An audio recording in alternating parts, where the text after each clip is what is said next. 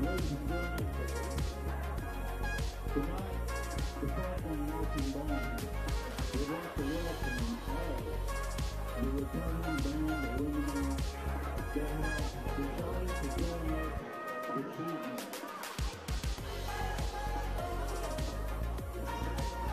Let us stand in honor of America with the Franklin High School Franklin Marching Band, directed by Mr. Buddy Huxley,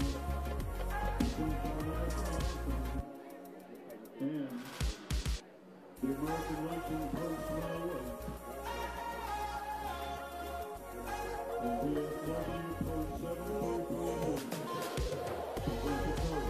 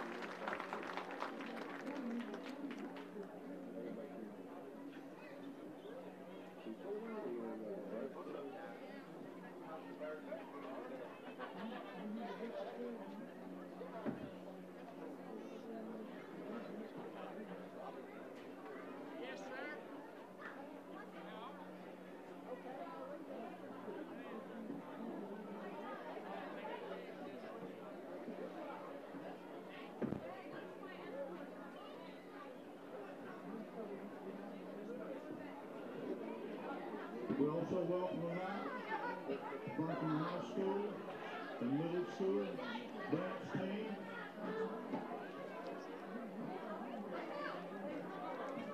And the JV cheerleaders and high school cheerleaders.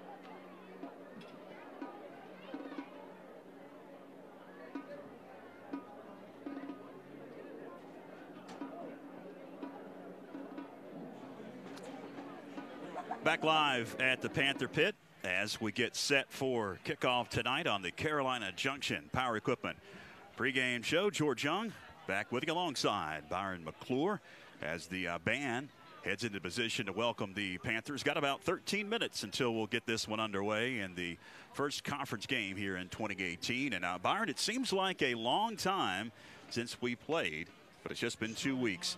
35-0. Franklin defeated Owen. A game where you wanted going into conference play to get the offense going, and you pitched a shutout. So I don't think Coach Brooks could complain about that. No, right here on this field, 2 weeks ago, Franklin Panthers handled Owen. Defense played well. and really bounced back from a poor performance in Mitchell just a week earlier. And the offense was clicking, George, and it was led that night by Blake Gibson. We had plenty of great performances to go around. Bailey Watts was our pick for Wiley Insurance Player of the Game that night. He had 2 plays that you and I agreed were so big, catching the ball on some post routes there, that really broke that game open for us and allowed us to do some things offensively. But really a good win for this team that has battled so hard and battled through some injuries, and we'll talk about those tonight. Some key injuries still, but you know, they fought to be 4-2. Great performance there 2 weeks ago, and hopefully with a good week of practice they'll be ready to go tonight against this tough Bearcat team.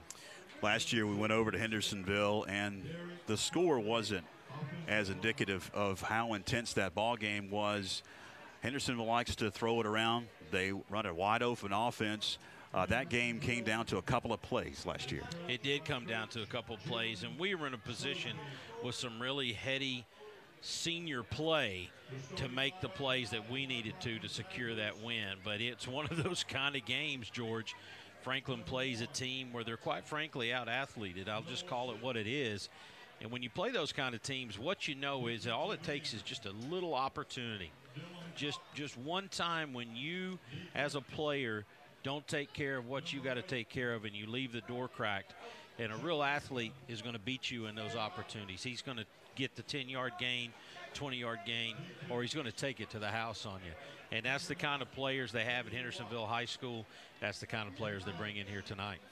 Well, it's time for the Russell Hawkins Edward Jones outlook to tonight's game. And Byron, what do you think is going to happen in this one? Well, you know, one of the things I think it's easy to focus on Hendersonville's offense, and we know they're going to spread us out and try to play basically basketball on turf.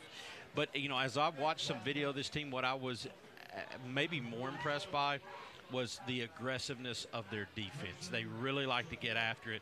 They've got strong linebacker play, and they've got so many athletes out there. They feel like they can play a lot of man on your receivers. So it's going to be tough to move the football, I think, against this team initially. But look for Franklin to get settled in as we move along, and with some nice misdirection plays here, we can maybe counter that over pursuit, that aggressive defense, and hopefully strike on some big plays of our own and come out of here with a victory. That's the Russell Hawkins of Edward Jones outlook to tonight's game as we get set. Got about 9.5 minutes until we'll kick this one off. We are now on Facebook Live and on YouTube Live on Backlot Cinema's Facebook and YouTube pages. So if you would like to listen to the audio provided by WFSC and the video provided by Backlot, you can do so right now. We are streaming live on Facebook and on YouTube Live. All right, we'll take a break here on the Carolina Junction Power Equipment pregame show. Come back, and we'll get an injury report and get you set for kickoff. Hang with us on the Franklin Panther Sports Network. We'll make sure we mention these at some point.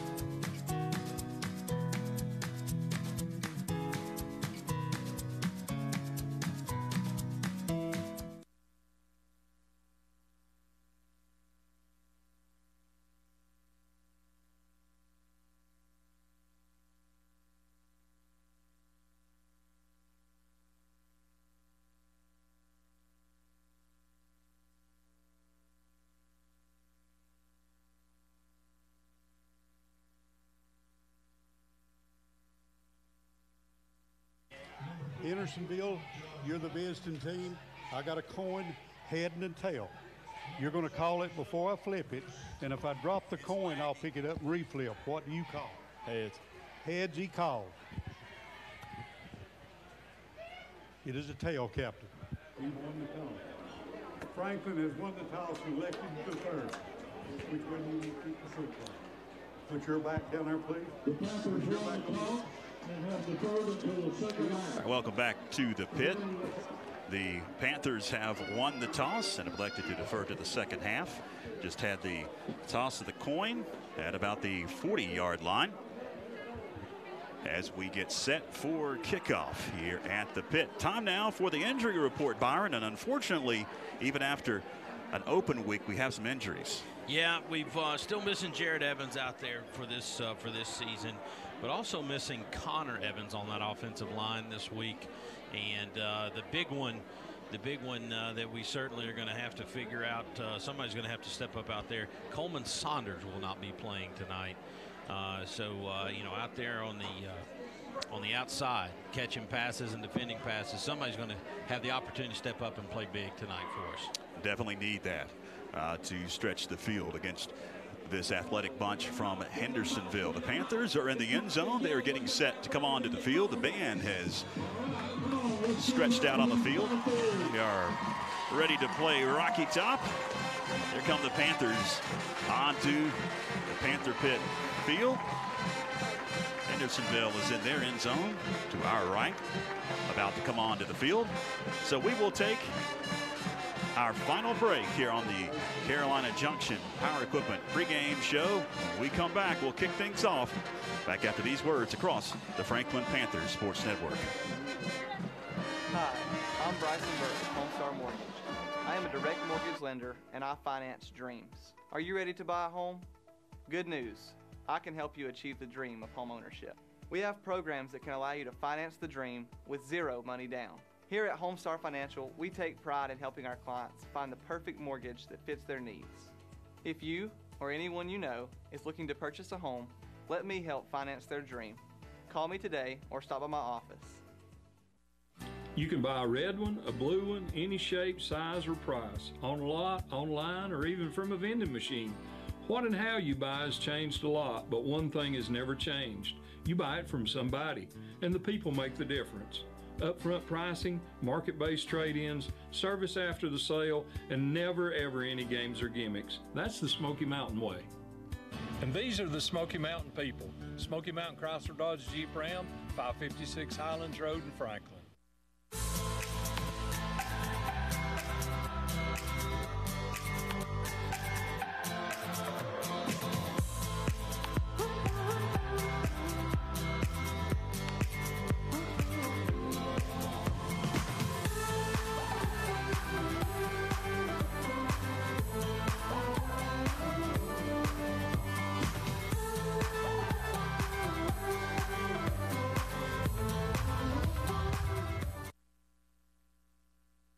Play for the Panthers.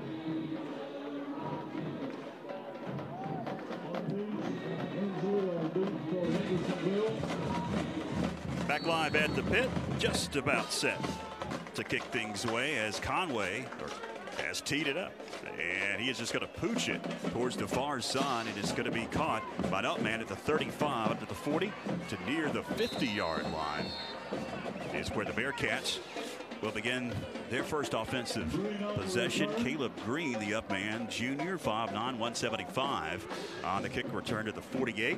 And that's where the Bearcats will take over, 1st and 10. And George, it's worth saying, if you're tuning in wondering why we're kicking the ball like that, Mike Wood, they've got a lot of athletic weapons back there to receive the football. We're trying to keep it away from them. They will spread the field on 1st down. Now we've got whistles before the snap. Looks like some equipment issue. Woodson Hunter, the quarterback, has some equipment issues. The white hat is talking to him. And now we're ready for action as Hunter will settle in the gun. He'll spread the field with 4 wides on 1st down. Hunter drops in the pocket, heaves one down the seam, and it is over the outstretched hands of his intended man, trying to hit Nasir Artist at about the 20-yard line. That's going to bring up 2nd and 10. Little post route there with Dylan Cochran on the coverage. Artis got some separation, just unable to haul the football in for Hendersonville. But just to finish my thought there a minute ago, Mike Wood, this team has 4 different guys that have returned kickoffs for touchdowns. 5 wides on 2nd and 10. Hunter out of the gun. 3 down linemen for the Panthers at their own 48. 2nd and 10. Pass into flat, complete, and then upended immediately at about the 48 into Panther territory by Tyler Harrison. The pass was caught. Caleb Green, he's a junior. And that's going to bring up a 3rd and long for the Hendersonville Bearcats from the near hash at their own 46. Hunter out of the gun once again. 4 wide set on 3rd and 6. Drops in the pocket, does Hunter. Looks to fire in the flat far side. Has a receiver caught, 1st down and more. Across the 30 to about the 28-yard line goes Nasir Artis. That'll move the chains for the Bearcats. The first half kickoff, by the way, was brought to you by Elite Truck and Performance, located at 43 Mashburn White Road, Franklin. See them for all of your truck accessory needs. The kick got away right as we were coming back from break. Now we've got whistles, and it appears some more equipment issue for their quarterback, Woodson Hunter. 11:10 to go in the opening quarter of action. We are scoreless at the pit. 4 wide set on 1st and 10 at the Panther 29-yard line. Hunter barks at the line of scrimmage, now settles in the gun. Scans the defense, grabs the snap, drops in the pocket, pressure is on, firing in the flat, complete at about the 20. Pinballing his way down to about the 15-yard line. That'll be enough for a 1st down for the Bearcats.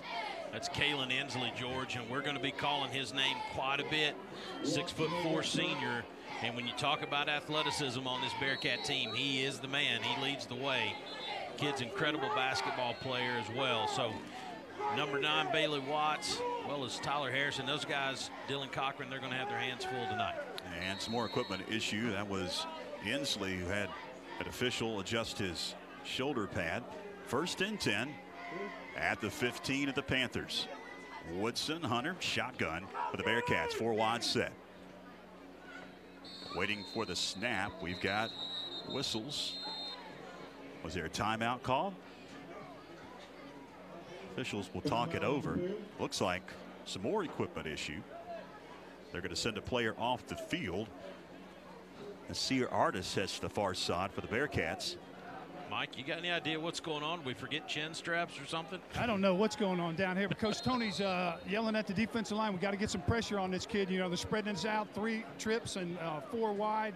They're going to go after our defense secondary. It looks like we're playing man-to-man tonight against these great athletes. 1st and 10. Hunter grabs the snap, got a hand to his wingback, right up the gut for about 5 yards. Goes Cole McMurray. He's a senior. Nick Appel and Josh Blackburn stuffed that A-gap right there and sent that kid backwards. Under 10 minutes remaining first quarter. Hendersonville driving, opening possession of this ball game. Down to the Panther 10-yard line, 2nd and 6 coming up for Hunter and the Bearcats. He'll look to the far side for the call. 16 on the play clock as he barks at the line of scrimmage. 4 wide set for the Bearcats. Grabs the snap, does Hunter, going to roll near side, look to fire, going to heave one, flag down, caught in the end zone for a touchdown. We'll check the marker. I think we got, looked like what, big 72 there was holding on to Blackburn, is what I saw. I think it's going to come back, a holding call, and Mike early on too.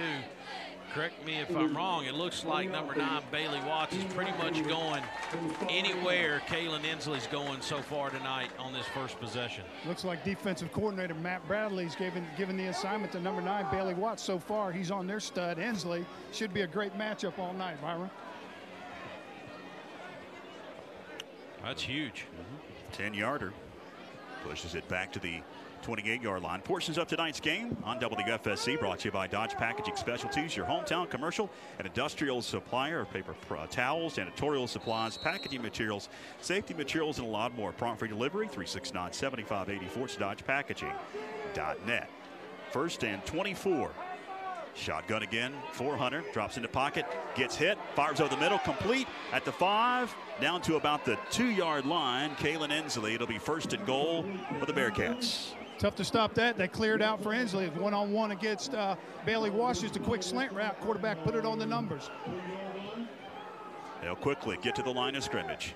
Spread the field once again. 1:22 to go in the first. Hunter grabs the snap. Hands up the middle. Push back at the line of scrimmage. Maybe a yard. Cole McMurray is going to bring up 2nd and goal from the 1-inch line. That's what it's going to take tonight. Some stops like that, guys. That should have been a score right there. Defensive line stepped up and plugged them in. 9 minutes remaining, first quarter.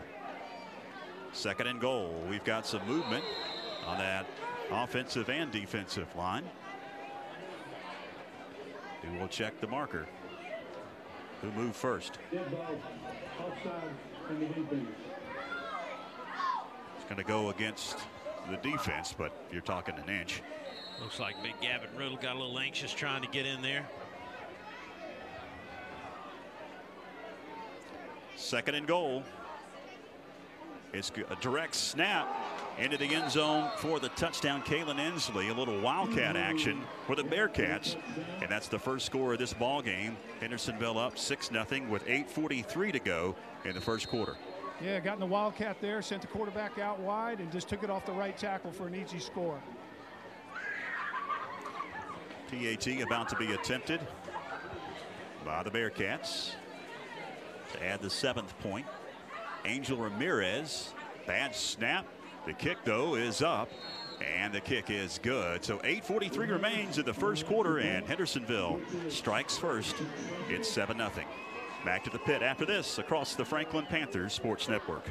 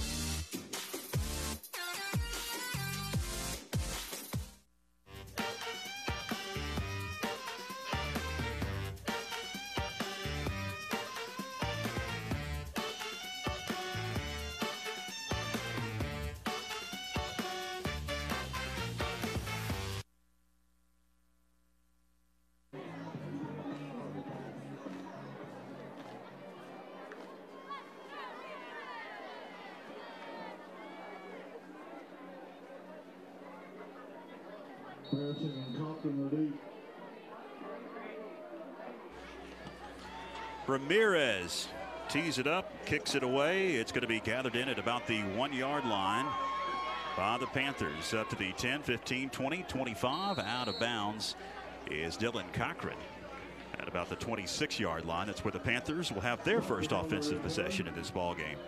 Now trailing 7-0.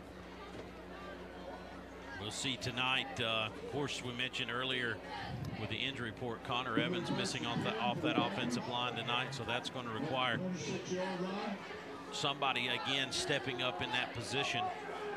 Mariano Perez has accepted that challenge, Byron. That's yeah, trying to get it. That's who that is.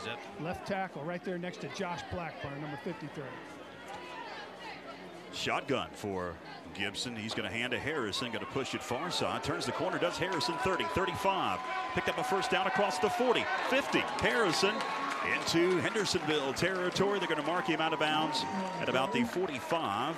Actually going to mark him back a little bit. We'll see exactly where they mark it. It's going to be a Macon Furniture Mart first down. Worked out perfectly for the Panthers. Mike, blitzing linebacker on that side, found himself in the backfield, and the play had already left him. That's right, and Tyler had to make a move on one guy. He made a good move and picked up a good yardage for the Panthers. Had a chance to chat with him before the game tonight. He's fired up, ready to go. Senior year, number 10, Tyler Harrison. They're going to mark it on the other side of the 50 at the 48 of the Panthers. Gibson under center, far hash on first down. He's going to pitch it, but before the snap, we've got flags. And we will check the marker. And Byron, like you and I talked in the pre-meeting today, we've got to have some long drives today to keep this track team of Hendersonville off the field offensively. Got to keep them off the field, and you cannot play from behind the sticks on a team like this right here. So Panthers are going to back up 5 yards. Procedure. First and 15. Procedure on the Panthers. It'll push it on the other side of the 45 to the 44. First and 15. 8:25 to go. Opening quarter. 7-0 Hendersonville. Pitch goes to Harrison. He's going to cut it up at the 45 and get chopped down at about the 47-yard line. That's going to bring up a second and about 12. We'll say a gain of 3 for Harrison. You know, and Mike, when the level of athleticism goes up, when you face a team like Hendersonville, it takes more than 1 or even 2 good blocks at the beginning of a play to spring it. You see right there the speed and the pursuit of the Hendersonville defense. Man, great call down here on ground level. It looks open and it closes really quick like a speed shutter on a camera. On 2nd and 12, man comes in motion. That's Cochran as Gibson takes out, hands to Price right up the middle. Price across the 50 at the F and to Hendersonville Bearcat territory. They're going to chop him down at about the 48. It's going to bring up a 3rd and long for the Panthers. Looked like a simple 31 trap, good block on the interior. And then you saw sophomore number 28, Seth Price, take on that linebacker one-on-one. Byron, I say he won that battle. He sure did. And, you know, it's important right now, both offensively and defensively, that Franklin remains patient early in this game, I think. 3rd down and 8. Gibson looking to the near side. Changes the play call, it appears. Looks at his wrist. Now takes out. Flags come out, though, at the snap. He will check the mark. Offside on the offense. Going to be offsides. That was a late call in there. The play clock was going down. Late call. Everybody was rushing to get the play off a little bit. It's going to be a 5-yarder. It'll push it back to the 45-yard line. Brings up 3rd down and 13. 7:07 with a moving clock. First quarter, 7-0 Hendersonville. Pushes it back into Panther territory after the penalty. Under 7 minutes remaining. Looks like a good matchup out there. Looks like Kalen Ensley's returning the favor, following number 9, Bailey Watts, around. Blake Gibson will work out of the gun. Grabs the snap, drops deep in the pocket. Going to roll near side, look to fire, slips as he does, and it's out of bounds at about the 35 in Bearcat territory. It's going to bring on the punting unit with 4th and 14 coming up. 6:38 remains. Clock is stopped, first quarter. Not really an option there for Blake, so he throws it toward the sideline and figures maybe if a miracle happens, good, but he didn't want to give an opportunity there for the Hendersonville player to intercept it. So Gibson will drop back to his 33-yard line to punt things away. Kalen Ensley stands back at his 16-yard line, awaiting the punt. Had some late substitutions with 16 on the play clock. Franklin is set. Snap is back. Gibson gets it out of there. Going to angle it away from Ensley, but he's going to be able to get under it. It was a hanging one. Flags coming out as Ensley turns the corner far side, 30, 35, up to the 40-yard line. And he's out of bounds at about the 43, but we'll check the marker back at the 20-yard line. Portions of tonight's game on WFSC brought to you by Tassingers. Floor coverings, Carpet One.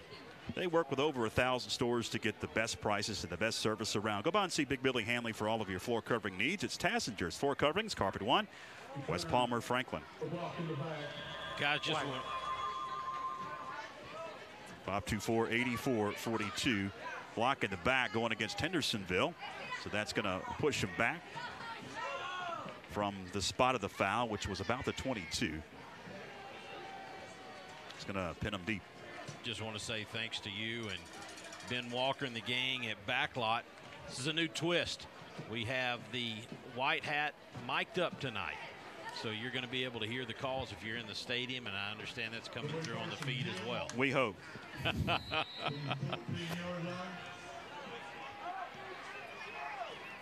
After the penalty, it's going to push it back to the 14-yard line. Hendersonville will set up in the gun. Woodson Hunter, quarterback, grabs the snap. Now going to fake a run and heave it. Caught the line of scrimmage up to about the 20-yard line goes Caleb Green, almost a pitch. Green gains right at 5, maybe 6 yards. It's going to bring up 2nd and short. Guys, would also like to mention Joseph Kiata. Looks like Joseph is getting some playing time in the absence of Coleman Saunders tonight. I tell you, he had that play read. He was calling that play out. He studied his film before that play developed. He turned around and said, Bailey, here comes whatever that play is. Good for that kid, number 8. 2nd and 4 coming up for the Bearcats at their own 20-yard line. 6 minutes remaining in the first quarter as the clock ticks. Byron, look at the difference. We've gone up in press coverage now. I'm just getting ready to say, look at Bailey Watts. Hunter grabs the snap, fires, incomplete into triple coverage. Trying to hit Inslee at about the 30-yard line. Going to bring up 3rd down and 4. Franklin trails 7-0. Tyler Harrison coming over to help. I guess is that Sequoia coming over, and Bailey Watts, although he got beat on that inside, Mike, was able to bat that ball down. That could have been picked off by Bailey Watts or Mason Sequoia there. Good opportunity. 3rd down and 4. Panthers walk up some linebackers as quarterback Hunter takes off, but he is going nowhere after receiving that shotgun snap. Nowhere to go. In fact, he lost a couple of yards. That's a Dodge Packaging specialty sack. That's going to bring on the punting unit for Hendersonville. That's a victory, Mike. That's a first victory right there for the Franklin Panthers, and particularly the defense. Great job there by number 1, Noah Sitton, a junior. Plugged up that gap and stopped that 3rd down play. Back deep to receive this punt for the Panthers, Tyler Harrison along with Bailey Watts. Hendersonville pinned deep in their own end zone, or their shadow of their own goalpost. Will punt it out of there. It's going to be fair caught by Harrison right at the 50-yard line. That's where the Panthers take over 1st down and 10. Portions of tonight's game brought to you in part by Swain Collision and Auto Body. Off of Lake Emery Road in Franklin, they can repair all vehicles from the small economy cars to the big trucks to the big RVs. They work with all insurance companies, and they'll restore your auto to just like it never happened. It is Swain Collision and Auto Body, located off of Lake Emery Road in Franklin. Give them a call, 369-8031. It's Swain Collision. Panthers set up shop just on the other side of the 50 at the 49 of their very own. Hand going to go near side, turning the corner at the 50, and then chopped down at about the 47-yard line is Isaac Dewey. Gains right at 4 yards. That's going to bring up 2nd down and 6. Byron, I love Isaac Dewey like a son, but he's not going to win that corner out here trying to get outside on these guys. 4:42. Clock continues to tick in the first quarter. Franklin trails 7-0. Near hash at the Bearcat 47. Gibson under center. He'll send Cochran in motion, takes out, going to hand quickly to Seth Price right up the middle. Price chopped down after he gained about 3 yards to the 44, and it's going to bring up a 3rd and short. 3rd and 3 coming up. Big 3rd down right here. Sure would love to convert this. Let's see what kind of what the approach is for Hendersonville defensively. I imagine they're going to snug up on us right here, Mike. They've been coming upfield so hard, defensive line. That's why that trap's working. Let's see what they do here, Byron. Cochran going to go in motion as Gibson pitches in the backfield. Harrison tries to turn the corner. He's not going to get to the sticks. He's going to be forced out of bounds at about the 43. I'll tell you what, that was 2 number 10s, good athletes hitting each other, Inslee and Tyler Harrison. And I'll tell you, Tyler delivered the blow on that one. It's going to bring up a 4th down and 4. They'll say no gain on the play. 3 minutes, 30 seconds with a ticking clock, first quarter. Franklin trails 7-0. And we talked about it, and Coach Brooks talked about it in the pregame show. Sustaining drives, keeping Hendersonville's offense off the field, and that's why they're going to go for it here on 4th down. Got to give it a go. You're on their side of the field here, so let's see what happens. 4th and 4. Swing pass complete to Mason Sequoia. Sequoia got the first down, 40-35 to about the 33-yard line. Move the chains. Take it away, Mike Wood. I like that play. Man, they set Mason Sequoia up in the flanker position, H-back position, turned it through it to him. He looked like a giant catching it and just rumbled down the field for the first down. Big first down right there for the Panthers. Again, keeping the ball away. We're on their side of the field. And again, that's one of those small victories that we talked about. And you mentioned the trap working against their defense coming up the field. That's exactly what we talked about in the Edward Jones outlook. Shotgun for Gibson on first down. Got a hand to Harrison up the middle. Harrison weaving in traffic across the 30 to about the 28-yard line. Harrison able to gain right at 5 yards on first down. Going to bring up second and short as we tick under 3 minutes remaining in the first quarter. Franklin trails 7-0. Looked like Mike, I was watching another part of the field. Was that the little counter tray play there to Tyler Harrison? Yes, sir. And old Tyler, man, I love that kid. 150 pounds, just puts his head down and bowls right through. I wish he had about 30 more pounds on him. Heart of a tiger there, number 10, Tyler Harrison. Well, tonight you better run like that and be willing to deliver the blow, or you'll get hurt out here. There's going to be some real... 2nd and 5, pass in triple coverage, trying to hit Cochran at about the 10-yard line, is incomplete. A couple of Bearcats hit each other in the air and then went to the carpet here at the pit. Looks like they're going to be okay. 3rd down and 5 coming up. 2:02 remaining first quarter. Well, speed creates those big hits is what I was getting ready to say before. I was hoping we would catch that pass. But unless you're willing to deliver that blow, you get hurt out here tonight, because there's some kids in the white jerseys that I'm seeing out there delivering the blow as well. And again, they've got so much speed coming up the field. 3rd down and 5 for the Panthers at the Bearcat 28-yard line. Shotgun for Blake Gibson. Grabs the snap. Going to hand off. Isaac Dewey. A little bit of a seam right up the middle, across the 20 down to the 19-yard line. That'll be enough for a Make It Furniture Mart first down. Tried to put a move there on Nazir Artis as well, who had stepped up to make the tackle. Got a few more yards, did Isaac Dewey. He did. He shuffled those feet and moved in for another 3. I think that was designed to go around the right side of the center. Dewey saw the hole before the center, cut it upfield for a nice gain. First down and 10 at the 18, 1:44 to go. We got no coverage out here on this side. Look. First quarter, 7-0 Hendersonville. Hand goes to Price up the gut. Price to about the 16. He's still fighting. Helmet comes off of a Panther. Flag flies. Little too aggressive maybe there by the Hendersonville player. Looks like I was blocked out a little bit. I think he came in when that play had already been determined. And Byron, did you see foul? There we go. Face mask. White. Did you see Bailey Watts and Dylan Cochran lined up here on the right? Inslee was the only defender. He was waving frantically for another defender to come help out. So that's what I was getting ready to ask. Did you hear anybody yelling to try to call Blake's attention to that? No. That'll be an automatic first down. Should push it inside the 10. It's a huge drive here, guys. Huge drive. Face mask. Hendersonville. Half the distance to the goal. No, it is huge, Mike. No question about it.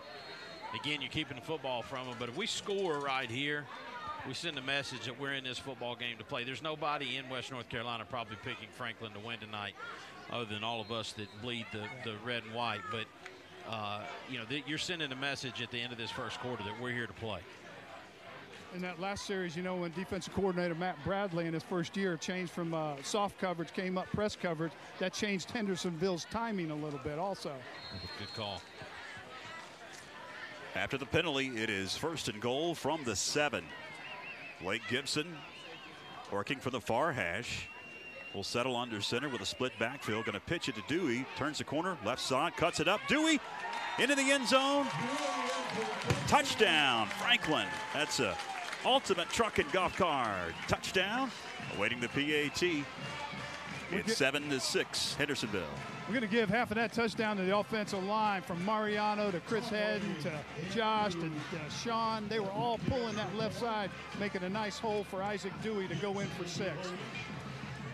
Pennington's paint body PAT about to be attempted by Conway. Blake Gibson will hold.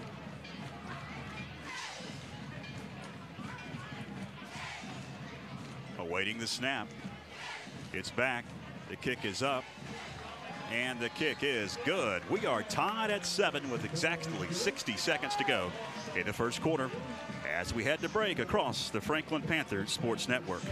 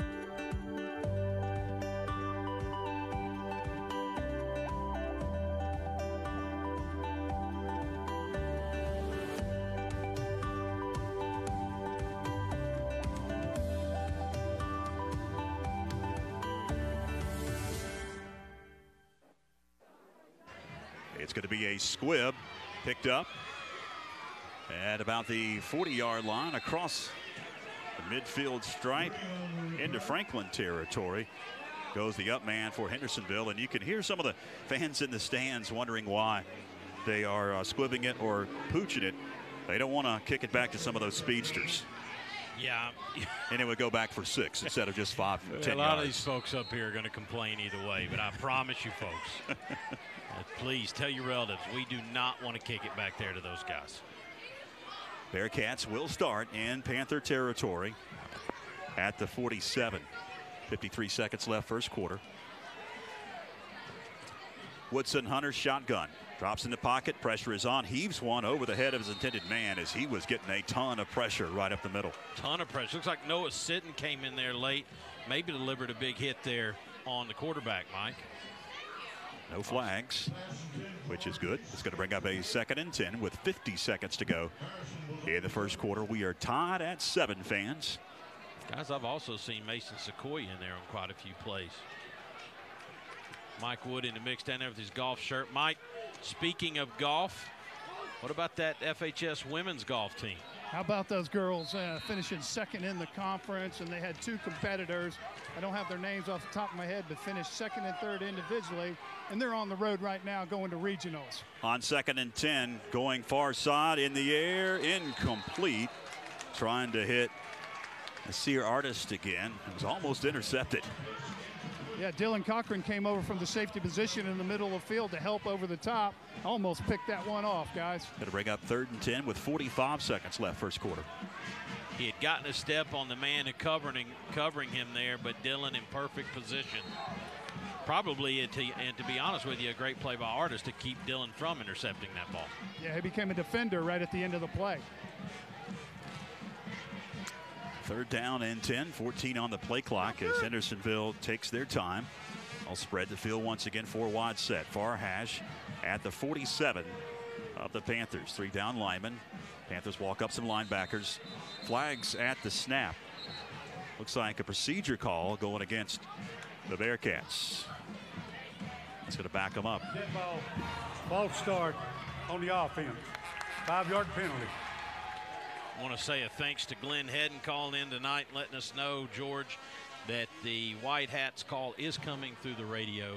Good. Just fine. Good. So thank you, Glenn Hedden. There's been a lot of audio adjustment here at the booth. Hours, and then they've moved the actual speakers from where they were to the press box. Adam Drake's been working on that. He's got an iPad and walking around the stadium adjusting it. 3rd down and 15. Ball is tipped to the line of scrimmage and falls to the grass. Incomplete. That's going to bring up 4th down and 15, and here comes the punting unit. Noah Sitton again with another big play for the Panthers. Him and Mason Sequoia were calling their name a lot tonight early on. I think it was big 6'7" Jesse Siegel who got a paw on that, if I'm not mistaken. Tipped it up, Sitton almost grabbed it. Big Jesse's made a huge difference up there on that defensive line. Man, he's big enough, you know, he's covering up the A and B gap. Hendersonville will punt it midfield.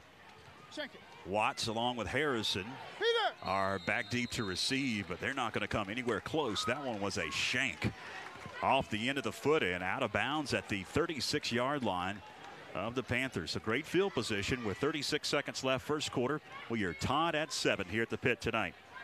Great pep in the step, too, down here on the sideline. A lot of energy. Guys, I would be remiss with all this talking about kicking if I didn't highlight and we're going to do this through the night, but I want to highlight Brandon Stywinter going in tonight to the Franklin High School Hall of Fame. Brandon was a kid that I played football with in high school. Wonderful young man, and we lost him way too early. But you want to talk about a kicker, Mike Wood. He could get it done. We've got whistles and a flag before the snap. 36 seconds left first quarter. Franklin and Hendersonville are tied at 7. Ball. False start on the center. Panthers. So a 5-yard penalty going against the Panthers. Pushes it back to the 31-yard line. Going to bring up 1st and 15 with 36 seconds left in the first quarter. Tied at 7 here at the pit on homecoming. Have an extended halftime both on Facebook and YouTube Live with the homecoming court. We'll have that live. You can watch the homecoming court, and we'll have, of course, the RSR CarQuest Auto Parts halftime report on WFSC. On 1st and 15, Gibson going to hand off to Harrison, and he's going nowhere. Tracked down from behind for maybe a yard gain to the 32. And that may be the final play of this first quarter. We're down to 22 seconds left, and the play clock has not started. Big Tyrese Hunt, 5'11", 225 linebacker. Surprised we've not called his name a lot for running the football tonight. Down to 10 seconds. Looks like Franklin will try to get a play off as Cochran goes in motion. Gibson drops into pocket. Looks to heave one. It's a dead duck, and the receiver falls down trying to come back to it. And it's going to fall incomplete. Going to bring up 3rd down and long. 3rd and 14 for the Panthers, as that one didn't look good from the start, guys. Blake would like to have that one back. One of the few times this year he's not been able to make the throw he wanted to make, Mike. Well, Coach Josh is yelling at the receivers. They ran the wrong route. It's supposed to be a quick route, little 4 or 5 yard dig back in there. Bailey took off on it. Still was open a little bit. Looks like Blake's ball slipped out of his hand a little bit. We've got 0.8 seconds left. If you're watching on Facebook Live or YouTube Live, it says 0-0-0, but there's 0.8 seconds left on the clock. So one more play before we head to the second. In motion goes Cochran on 3rd down and long. Gibson rolls near side, going to heave one out, complete at about the 35-40. Price close to the sticks. Did he get it? Ooh. I tell you, the guy on the far side, okay, his spot's a little better than when he first turned his foot in there, Mike Wood. He was just over the 45. Now he's about where he needs to be on about the 47. Looks like he should be enough for a first down. And we will head to break. 12 minutes in the books here. Second quarter about to begin across the Franklin Panthers Sports Network.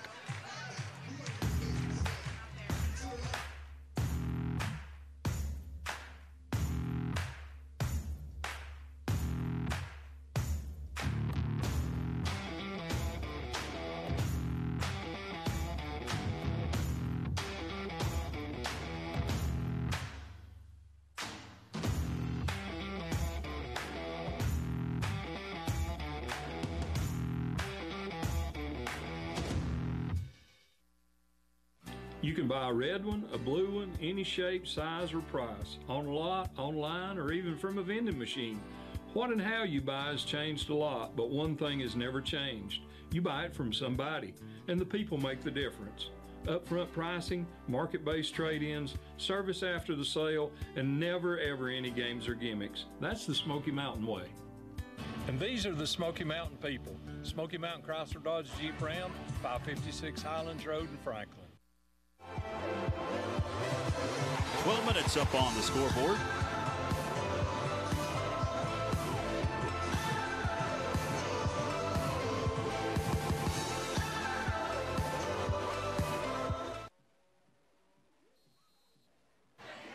Panthers able to get the first down at the end of that first quarter and begin at their own 47-yard line. On first down at the snap, we've got more flags. And again, Mr. Official. Dead ball. Outside on the defense. It's going to go against the Hendersonville Bearcats. Offsides against the defense. That's going to push it into Bearcat territory to the 48-yard line. Got to break up 1st down and 5 for the Panthers. We are tied at 7 if you just joined us. Exciting first quarter of action on homecoming 2018. Gibson under center on 1st down and 5. Sequoia goes in motion. Gibson going to swing it out near side, caught Watts. 45. Watts falls forward to about the 43-yard line. Stretches that ball close to the sticks. I think he's going to be about a yard shy. 2nd down and short coming up for the Panthers. Give credit where credit's due, Mike. Number 5, Rickard there, probably saved a big play for Hendersonville. Yeah, it was set up beautifully. The receiver did his block on the inside. Bailey just had to shake that one defender. Like you say, number 5 played it well. They're going to bring the chains across the far side to measure here. That gives me the opportunity to tell you about our fine sponsor in April's Flowers on Main. Go by and see April Chastain and the staff at April's Flowers on Main. For all of your life's events, it's April's Flowers on Main.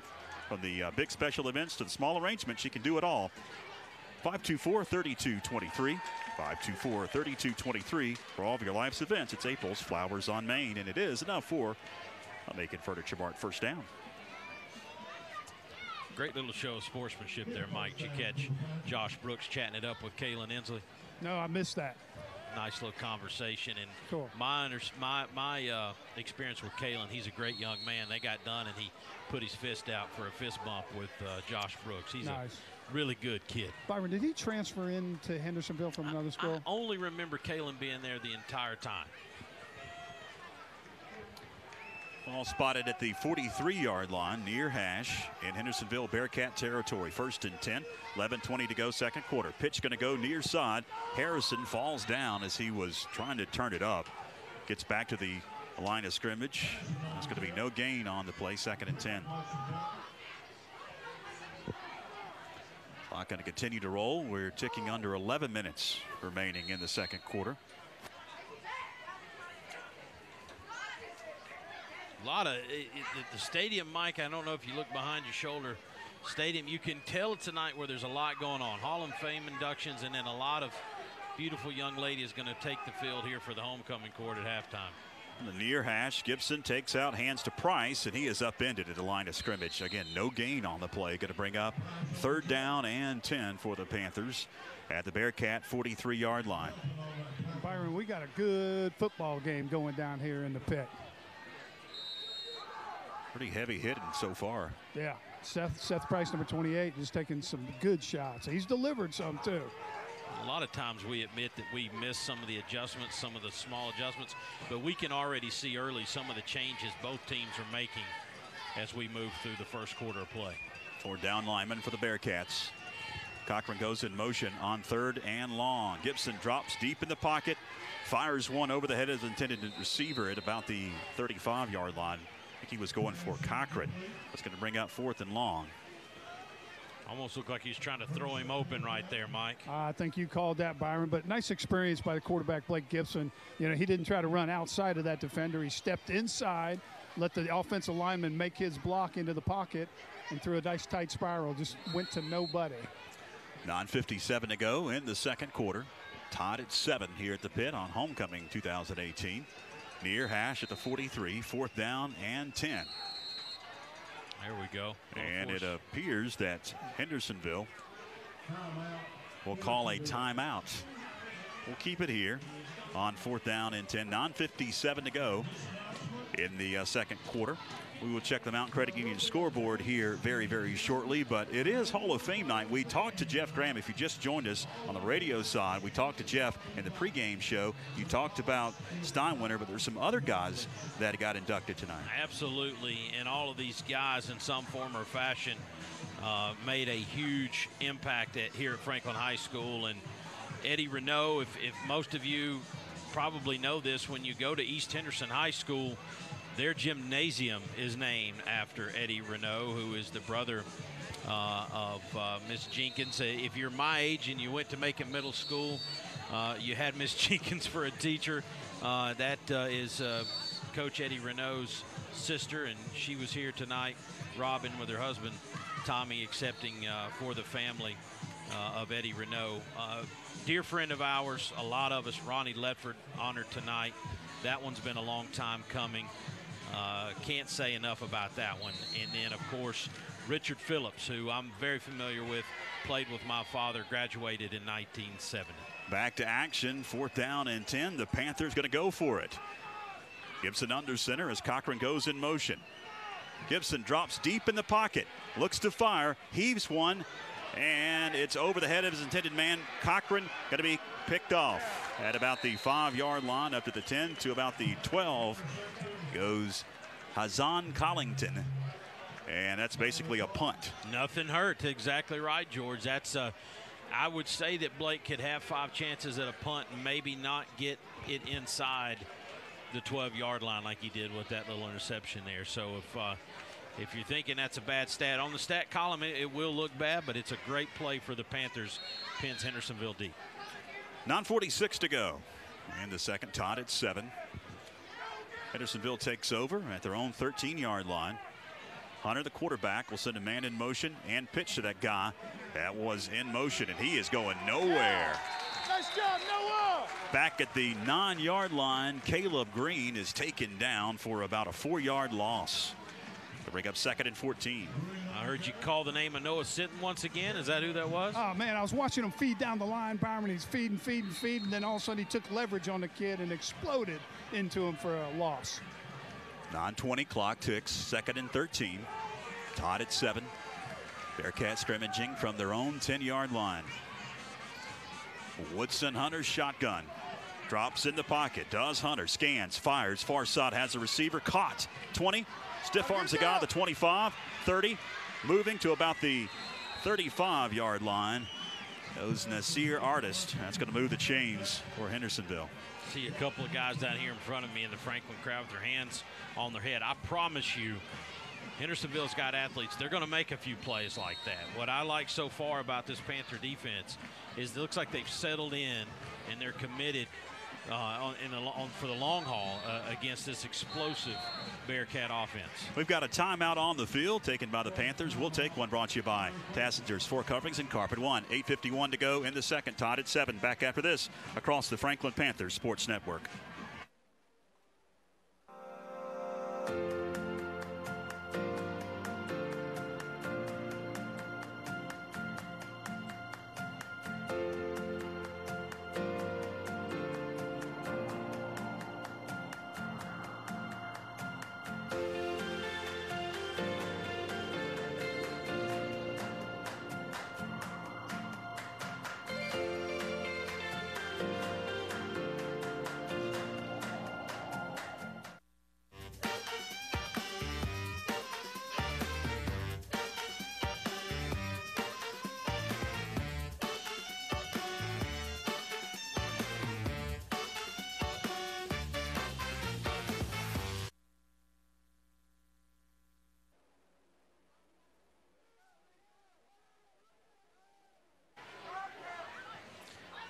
After the timeout, going deep. Bearcats going to heave one. Jump ball. Who caught it? It's an interception. Dylan Cochran at the 30-yard line. George Young, I think Dylan Cochran just took that ball. He wanted it more, Mike Wood. Byron, he did. He had deep middle there. They ran a post pattern right in his territory. They threw it up for grabs, and he actually took it out of the hands of number 8 from Hendersonville. Dylan Cochran, number 4. Panthers take over at their own 28-yard line after the interception by Dylan Cochran. We're tied at 7 with 8:43 to go in the second quarter. This is where we got to have a nice, clean drive, Byron. No penalties putting us behind the sticks. Just a nice, solid drive. 8 minutes, 43 seconds. Tie ball game here at the pit, 7-7. Gibson under center. Split backfield. He's going to hand to Isaac Dewey. Going to push it right side, then cut it up. Near the hashes to about the 32-yard line goes Isaac Dewey. Gain of 4. Going to bring up 2nd and 6 as we tick under 8.5 minutes remaining in the second quarter. Tied at 7. Guys, checking that Mountain Credit Union scoreboard tonight in the Mountain 6. Looks like Brevard is up on East Henderson 7-0. I'm seeing a report of a very odd score early here. Smoky Mountain up 2-0 over Pisgah second quarter. We're going to check the validity of that score. 2nd and 7 officially. Pitch goes to Dewey. Dewey going to be chopped down at about the 34-yard line. Going to bring up a 3rd and long now. 3rd and right at 5 yards to go. 7:49 with a moving clock. Ball spotted down at the 34-yard line of the Panthers. And look to the near side to get the call. And now approach the line of scrimmage with 10 on the play clock. Gibson under center. Got to swing it out. Complete. Cochran, 35. Cochran fights forward but doesn't make it to the sticks. Well, he might. Check that. I think he did. My angle, he didn't. Red team thinks he did. Let's see what they're going to measure. It's closer than I thought. No, they're going to say first down for the Panthers. Good. That's huge, Mike Wood. That first down was on number 4 right there. All his effort squeezing out that extra yard for the first down. Big third down play there. That'll move the chains, making Furniture Mart first down. 7:22 to go in the second quarter. Tied at 7 here at the pit on homecoming night. Go Panthers! Nice and clean. 39-yard line officially. On first down, nothing doing. As Isaac Dewey went right up the middle for the Panthers. Going to bring up second down and 10. Clock continues to roll down to 7 minutes and 5 seconds left. Mike Hendersonville with a good-sized middle linebacker there, number 32, Lemons, 6'3", 215 pounds. Yeah, pretty big hoss, moving pretty good, too. On second down, pass in the flat, incomplete, trying to hit Dylan Cochran at about the 40-yard line. Going to bring up third and long now for the Panthers. Dylan trying to get those yards before he actually had the football hauled in, George. 6 minutes and 49 seconds left. You know, on those swing routes like that, you get hit pretty quick. You know, he had memory last time getting hit pretty quick and then putting his head down for the first down. Right. He had that going through his head. Down to 10 on the play clock. He may drain it here and then call timeout. That appears to be the case. We'll take one, brought to you by Tassinger's 4 Coverings and Carpet One. Tied at 7, 6:49 to go second quarter. Back after these words across the Franklin Panthers Sports Network.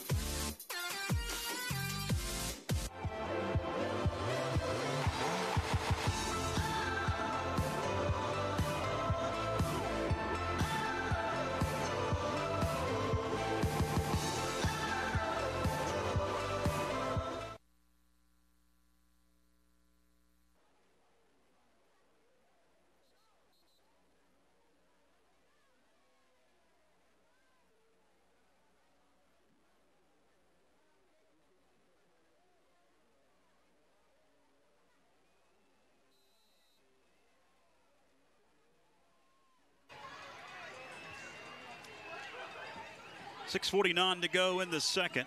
After the timeout, 3rd and 10 for the Panthers at their own 39-yard line. Gibson grabs the shotgun snap, rolls far side, now plants a foot, fires over the middle, complete. Bailey Watts, 50, into Bearcat territory at the 48. That's enough for a Panther first down. Move the chains. That's a hookup that will be essential as we move on, Mike Wood, if we want to have a chance in this game. Man, credit to the offensive line there. Gave Blake plenty of time. You see how cool and calm Blake was. Waited for Bailey to come open across the middle, put it right in his belly. People probably get tired of us talking about this every week, but what a performance by Blake Gibson in this 2018 campaign. I think he's met and exceeded a lot of expectations. Shotgun again for Gibson. Going to swing it out. Harrison caught 50, cuts it up 40. And they're going to mark him at about the 41-yard line. Mike Wood, what a nice move. Number 10, Tyler Harrison, coming up on number 10, Kalen Inslee, knew as he was coming off the butt of his blocker that he was probably a dead man if he ran that outside, cut it back in the inside seam, and got some significant yardage. 5-yard gain officially, 2nd and 5 at the 41 of the Bearcats. Near hash, 5:54 to go with a moving clock, second quarter, tied at 7. Going to swing it out again. Cochran this time with a completion. 40, 39, 38-yard line. Gains about 3 yards. Going to bring up a 3rd and short. 3rd and about 2. And then Byron, keep in mind, you know, Josh does this a lot. He widens out the linebackers, widens out the corners, and all of a sudden he has a quick hitter up the middle. That clock continues to roll. That's the Panthers' best friend in this game. Watch this, guys. Bailey Watts switches sides of the field. Who goes with him, Mike Wood? Number 10, Inslee. It's kind of fun in a high school game to see the two studs up against each other. On 3rd and a yard, hand to Harrison. Harrison trying to get the corner, does. Picks up the first down, out of bounds at the 35, maybe the 34-yard line. That'll move the chains for a Macon Furniture Mart first down. A lot of extra effort, Mike. I know, I don't want to be so repetitive, but that kid right there, man, I'd hand him a game ball right then. Tough as nails, fought for that first down, playing for the name on his jersey, Franklin Panthers. They'll mark it down to the 34 officially, 1st and 10, 5:09 to go in the second. We are tied at 7 here at the pit on homecoming night. Near hash, Gibson under center as Cochran comes in motion. On first down, hand goes to Dewey in the backfield. Dewey shakes one defender, but he's going to be upended at about the 33 after a gain of a yard. 2nd and 9 as we tick under 5 minutes remaining in the second. This is a Josh Brooks recipe of Franklin football. Byron, what time did we start this drive? Do you know? We started at the 8:43 mark. We're now at 4:48 and counting. 4-minute drive. Beautiful. Ground and pound. Just keep getting 3.5. Keep the ball away from the track team, Hendersonville. Yeah, there's still people that are wondering why we haven't kicked it to them deep. Near hash, 2nd and 10. Cochran in motion. Gibson under center, pitches it. Dewey right side. Dewey in open space. 30, 25, maybe the 24. Going to be very close to another. Making Furniture Mart first down. Mike Wood, we root for all kids, and sometimes we probably don't say all the things that we want to say or that we might say if we're sitting in the stands. But I'm going to tell you about Isaac Dewey. He's got a decision to make. When he wants to hit the hole like he did on that play right there, he can get 7-8 yards at a clip. Yes, he can. He had some explosion there, and big Jesse Siegel and Sean Dunn over there on that right side had a nice hole for him. 3rd and a yard. Gibson hands right up the middle for the first down. That'll move the chains to the 20-yard line. Goes Seth Price. Stops the clock briefly. 3:44 to go in the second. Great job by Tony Plemons and Josh Brooks rotating out this three-headed monster of Tyler Harrison, Isaac Dewey, and Seth Price. Clock starts to tick. Down to 3 minutes and 35 seconds. First half. Over a 5-minute possession so far, George.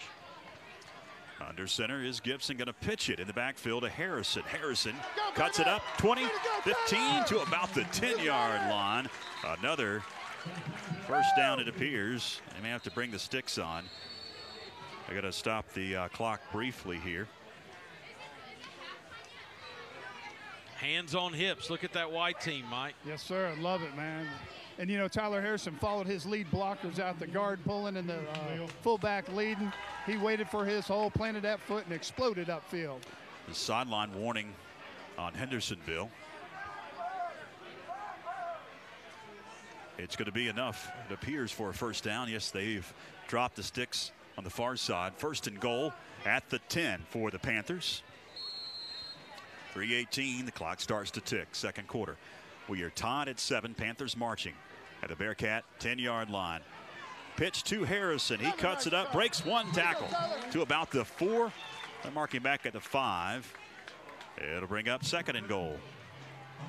Man, I can't tell you how cool it is to be on ground level 5 yards from that play coming at you. You can hear the grinding of the feet, the pads hitting, and Tyler Harrison breathing, coming through the line, just grunting for every yard. A lot of fun, high school football. I want to tell all the people listening tonight on your smartphone, don't forget FHSPanthers.com, brought to you by Y Insurance. We've got area scores from the Mountain Six as well as the Facebook feed of this game tonight. Hand goes right up the middle for no gain. It's going to bring up 3rd and goal from the 5. Speaking of that scoreboard on FHSPanthers.com, Mountain Credit Union scoreboard. Guys, I've got Smoky Mountain up 9-0 over Pisgah. Second quarter score. Down to 2 minutes and 9 seconds left on that second quarter clock. Tied at 7. 3rd and goal from just inside the 5-yard line of the Bearcats. Blake Gibson and the Panthers. Take out. Roll far side on a bootleg. Gibson has a lot of green grass. Heading to the end zone. That pylon, he's got it. Nice. Touchdown, Franklin, Ultimate Truck and Golf Car. Touchdown, a minute and 50 seconds left in the second quarter. The Panthers are up 13-7. Great play there. They later loaded up left heavy, the receivers and the H-back. Blake did a little fake, turned around the right. Sequoia Mason came and led him right into the end zone. Awaiting the point after touchdown, brought to you by Pennington's Paint and Body. Sam Conway has lined it up. Blake Gibson set to hold. Awaiting the snap, it's back. Gibson gets it down, the kick is up, and the kick is good. So with 1:50 to go, second quarter, the Panthers have taken a touchdown lead. It's 14-7 as we head to break across the Franklin Panthers Sports Network.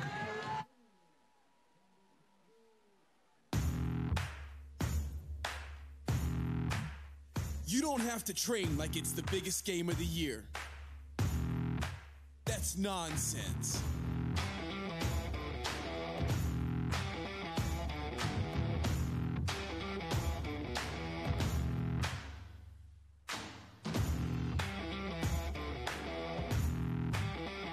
Use 1040.com. Your taxes, smart and simple. Hi, I'm Bryson Burt with Homestar Mortgage. I am a direct mortgage lender and I finance dreams. Are you ready to buy a home? Good news, I can help you achieve the dream of home ownership.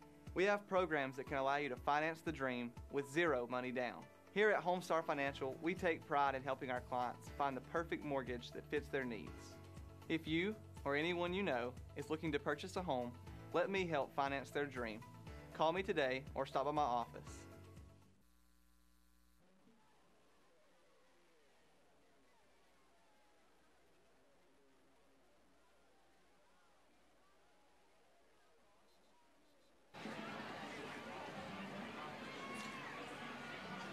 Back at the pit, 1:50 to go in the second, 14-7 Franklin awaiting the kickoff. Conway waiting the signal from the official. We got one of the officials on the sideline said his sugar has dropped. He needs no. a piece of candy or something. You see him on the bench, Byron, down here? I do. Looking for a piece of candy, something sweet, sugar, get him back up again. Oh, man. So we are down an official in this ball game.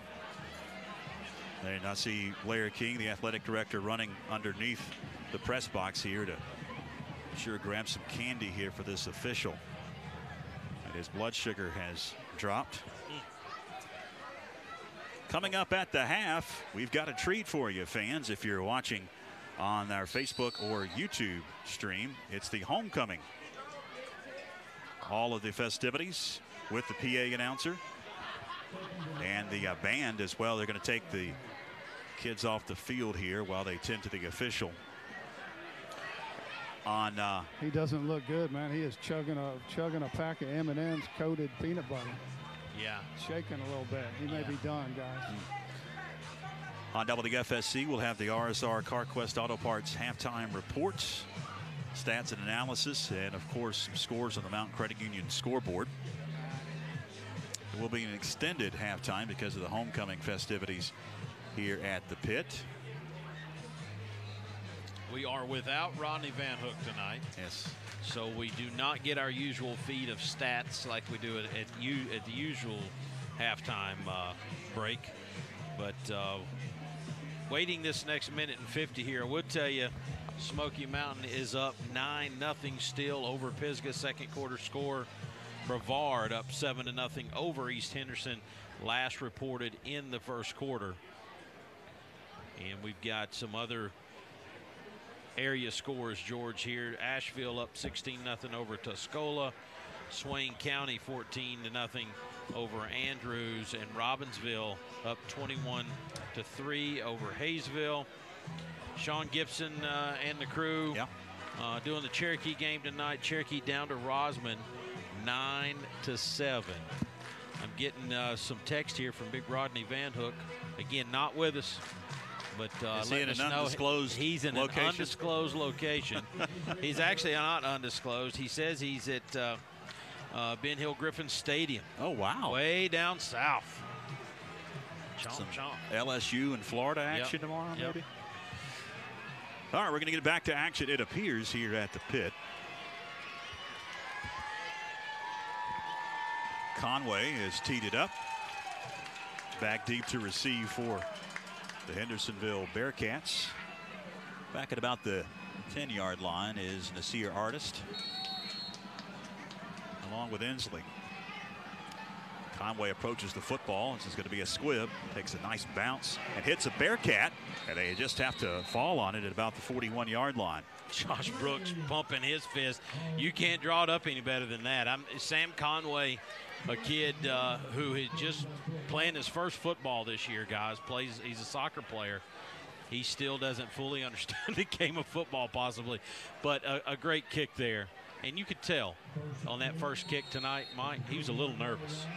Oh, yeah. I watched him lining up. He's a little nervous, but it looks like he's settling in. Coach Kyle Garner's worked with him extensively, doing a great job. Minute 48 to go, 1st and 10 for the Bearcats at their own 41-yard line. Hand goes right up the middle after the shotgun snap was high for about a 3-yard gain. Goes McMurray. That's going to bring up a 2nd and 7 for the Bearcats. Minute 34, clock ticks, second quarter, 14-7. Franklin will spread the field 4 wides on 2nd and 7. Pass far side complete at about the 45 up to the 39-yard line. Pass complete to Inslee. That'll move the chains. Quickly they'll come to the line of scrimmage. Stops the clock. A minute 21 to go. Woodrow, Hunter. Well, we've got whistles and it's like a timeout going to be called by Franklin. We'll keep it here. Yeah, Matt Bradley wants to talk about this. Going to put some real pressure right here on the Panthers. Try to keep them off the scoreboard. We do get the ball, guys, coming out in the second half, which will be a long time from now because of all the festivities at halftime. 25, 30 minutes. But you make a stop right here, Mike, you're in good position in tonight's game. You get the ball coming out in the second half, and man, you know, you put yourself in a great position. Great position. You know, with time running out, they're going to have to put the ball up in the air. Maybe we can get another one picked off. Hey, Byron, just for discussion maybe later, in high school, if you kick the ball out of bounds on a kickoff, I believe the other opposing team gets it on the 35. I don't know sometimes why we don't take that strategy, just for discussion. Yeah. We've seen it in a couple of games. Yeah. After the timeout, 1st and 10 at the 36 of the Panthers. Hunter drops deep in the pocket. Pressure is on. Heaves one up, and it's knocked away. Tyler Harrison knocked it away, playing center field at about the 15. Guys, I mean, Mike, in your estimation, did Dylan Cochran just lose that football? It must have been in the lights because the receiver, Inslee, had no idea where it was. He didn't even break for the ball one way or another. That was the turnover we needed right there to close out the half. Minute 13 to go, second quarter, 2nd and 10. At the Panther 36 for the Bearcats. Woodson Hunter barks at the line of scrimmage, the quarterback. 4 wides. Like we got a little zone going. Now we've got whistles. And do we have a flag? We do on the far side. Ball. False start on the offense. Ball start against Hendersonville. That'll back them up. Push it back across the 40 to about the 41. Minute 13 remaining in the second. 14-7 Franklin. Hendersonville again will spread the field with 2 wide receivers right and left. Woodson Hunter barking out the call at the line of scrimmage. He settles back in the shotgun. Wing left in McMurray. Going to quickly try to get it out of there. Going to heave one. Far side streaking to the end zone. He couldn't secure it. Inslee in stride went through his hands at the 10-yard line. Woo, Coach Bradley threw the dice, rolled the dice there. He had a blitz coming on the outside. Inslee was open going down the sideline. Was that overthrown, Byron, or hit him in the perfect? No, I think Kalen Inslee would like to have that one back because that was a pretty good throw. And to be honest with you, on a night when the quarterback here for Hendersonville hasn't really made a ton of great throws, that was a good one. 3rd down and 15. 68 seconds left, second quarter. Ball spotted down at the 42 of the Panthers. Bearcats again spread the field. Shotgun for Hunter. Wanted to run the option, going to keep it right up the middle. Goes Hunter to the 39-yard line. And now the clock is going to be stopped by a timeout. Just an interesting call right there. Well, shy of the first down. They're going to call a timeout. Hendersonville does with 4th down and about 12 coming up with 62 seconds left in the second. 14-7. Franklin on top. And again, we will keep it here. We want to make sure we get this critical 4th down and 7 for Hendersonville. And you're in that position on the field, guys, where you could go for it or you could try to pin them deep. Yeah, I mean, thank goodness Josh Brooks and Matt Bradley make the big bucks on that kind of stuff. But I will say this, Mike, you mentioned a minute ago, we dodged a bullet on that play before last there. Did we have a blitz there that Cochran upfield or something? Yeah, I mean, Coach Bradley on this series right here has turned it up. Like on that last play, you said it was an odd-looking play with the outside linebacker blitz.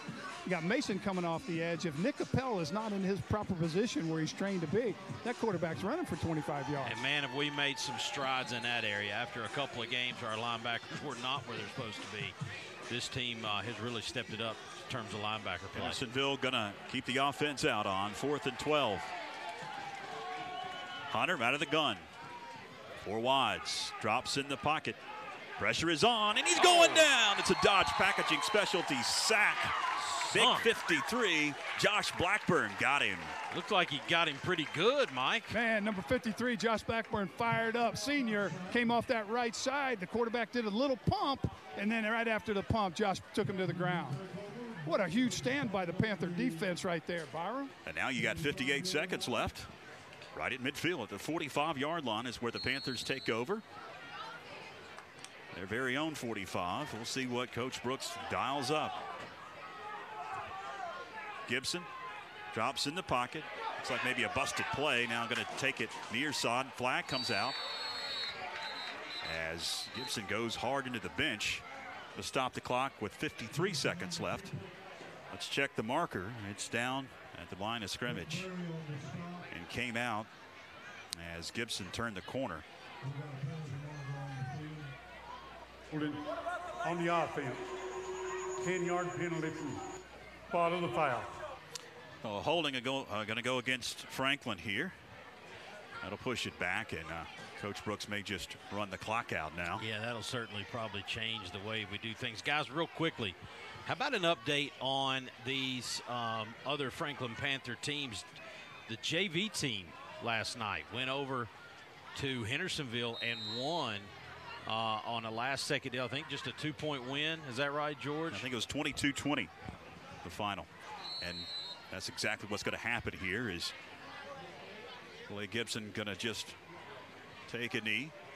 Guys, also want to mention that Macon Middle School team. They're 5-1, coming off a big win last night in Canton, something we can all get behind, beating Canton. But a big job there from the middle school team, Coach Buck, Coach Pollock, Coach Potter, coaching those kids up to a 5-1 record so far. 30 seconds left as the clock continues to tick. Another knee should do it for Blake Gibson, and that will do it for the first half of action, unless Hendersonville wants to call a timeout. Clock is stopped with 15. Hendersonville will call a timeout. So they'll have to do it again with 15 seconds left. Franklin will have to take a knee once again to run out the rest of the clock here in the second quarter. 14-7, Franklin on top of the Bearcats, and the good news here, you get to kneel, kill the clock, and get the ball to begin the third quarter. Yeah, and with the way that we're moving the ball, I mean, again, great job by that offensive line tonight. Chris Hedden and the guys up front allowing us to run the football. We're mixing in the pass, had a couple big catches for first downs. Right off the top of my head, I can think of Mason Sequoia, Bailey Watts. Those guys have made big plays. Dylan Cochran to get it to the sticks. Let us keep the football and keep that clock running. George, that last drive that we scored on was just shy of 7 minutes. That's huge. That is vintage Franklin football. That is vintage Josh Brooks. That's good stuff. That's how you play with teams like Hendersonville. Well, they're going to put 32 seconds on the clock. They're trying to get 22 down here, if you can tell them. 2-2. 22, there it is, 22 now. On the clock, they are set.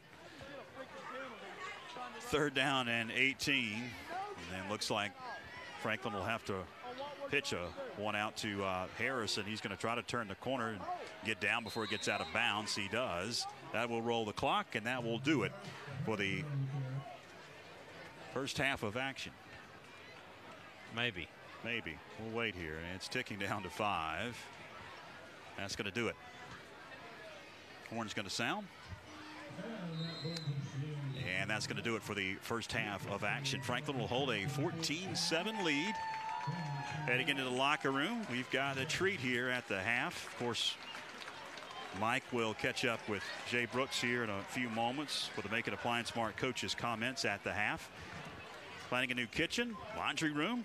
Go by and visit them at Make It Appliance, Depot Street, Franklin. Family-owned business, and they are specializing in most major brands like GE, Viking, KitchenAid, Speed Queen, and many, many more. They've got a local price match guarantee. You're sure to find what you're looking for at the right price.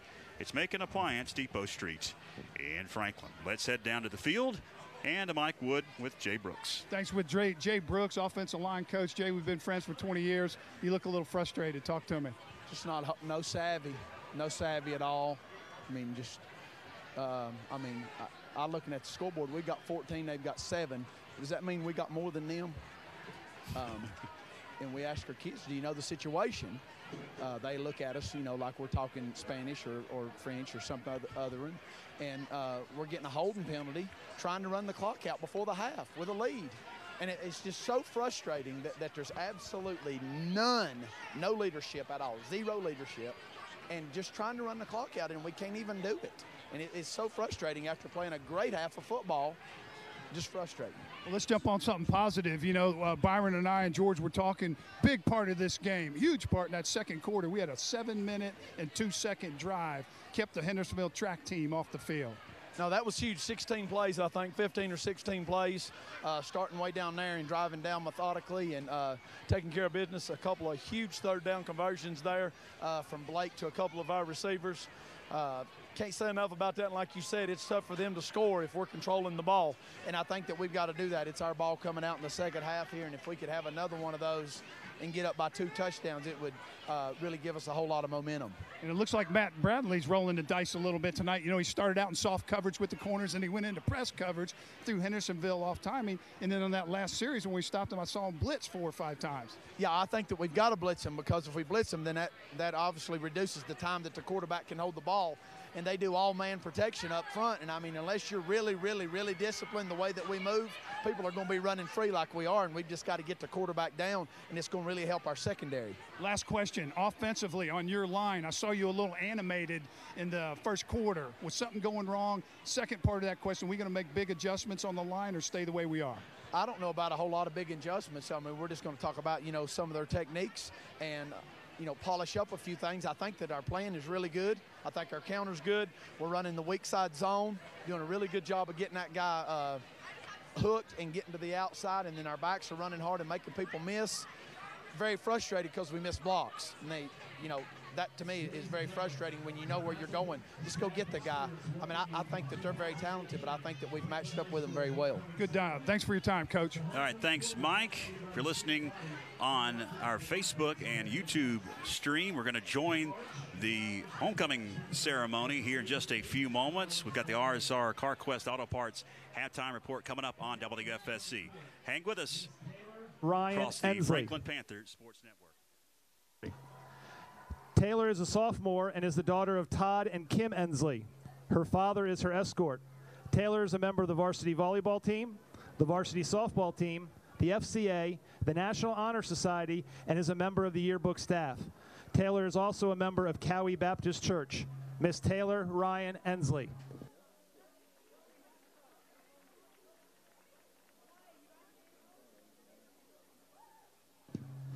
Miss Hannah Faith Angel. Hannah is a sophomore and is the daughter of Jeremy and Jennifer Angel. Her father is her escort. Hannah is a member of the JV volleyball team, the indoor and outdoor track and field teams, the National Honor Society, and a member of the yearbook staff. Hannah is also a member of the Colaseja Assembly of God. Miss Hannah Faith Angel.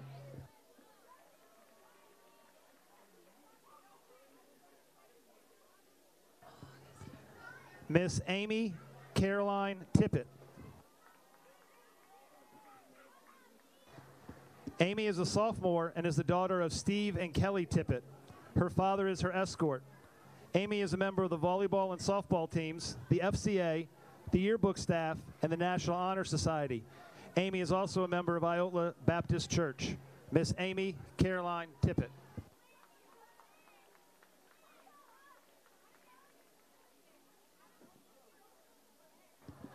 Miss Sky Golbieski Crow.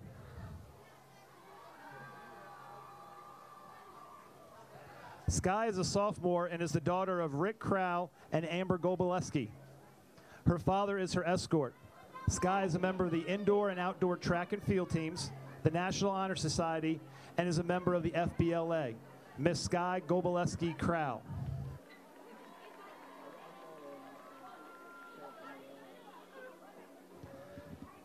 Miss Charlie Crosby Inhabitant.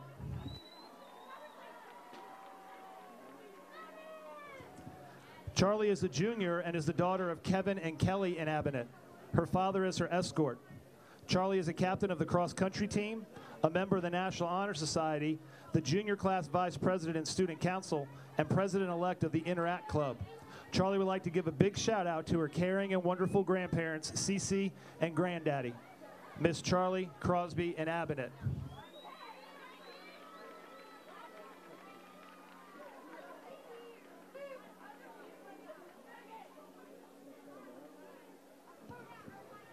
Miss Naomi Rose Asling.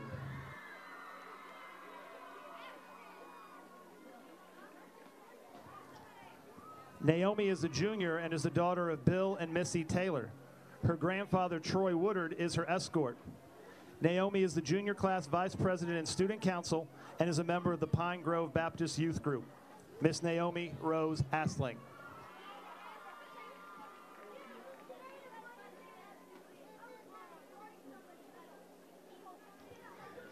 Miss Sidonia Morales.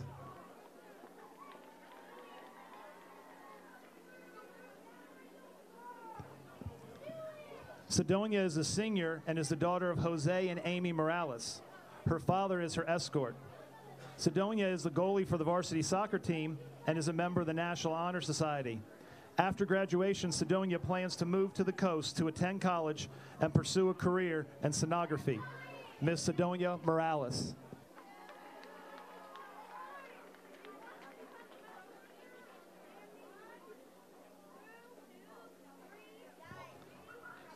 Miss Esri Camille Villiard.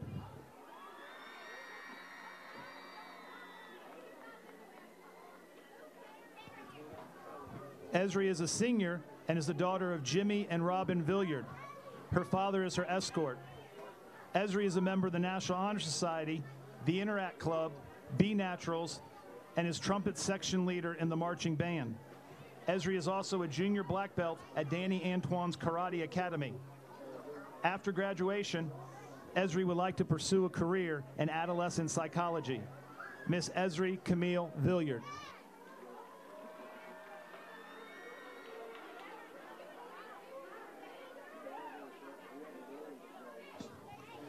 Miss Madison Nicole Talent.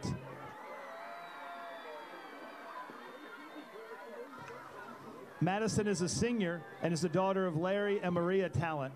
Her escort is her father. Madison is a member of the track and field teams, a member of the National Honor Society, the Tri-Am Honor Society, and is a drum major in the marching band. Madison is also active in Discover Church. After graduation, Madison would like to attend Appalachian State University and major in music therapy. Miss Madison Nicole Talent.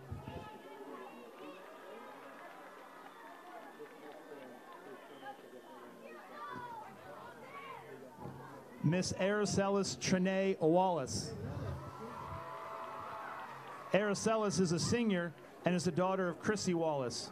Her brother Aaron Wallace is her escort.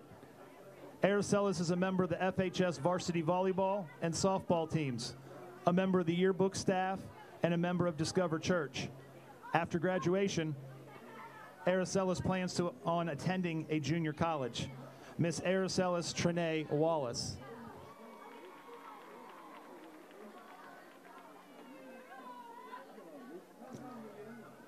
Miss Samantha Ash.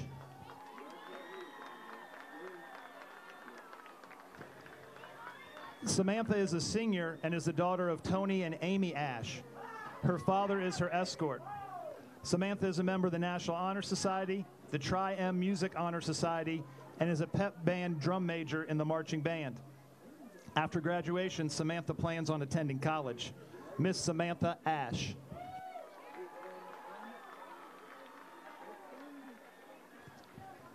Miss Ashlyn Nicole Watts. Ashlyn is a senior and is the daughter of Chris and Aaron Watts. Her father is her escort. Ashlyn is a captain of the varsity volleyball team and is a member of Red Online. After graduation, Ashlyn would like to attend Western Carolina University and major in hospitality and tourism. Miss Ashlyn Nicole Watts.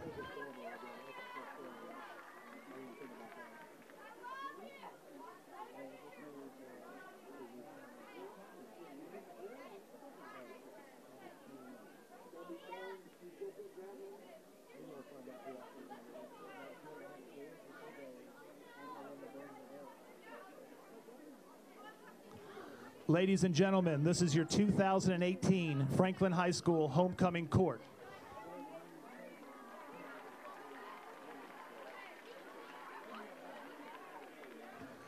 Returning to crown this year's homecoming queen is the 2017 homecoming queen, Miss Heidi Shope.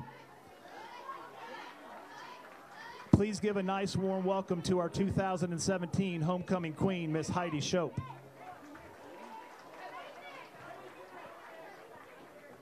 Heidi is accompanied by FHS Principal Mr. Woody.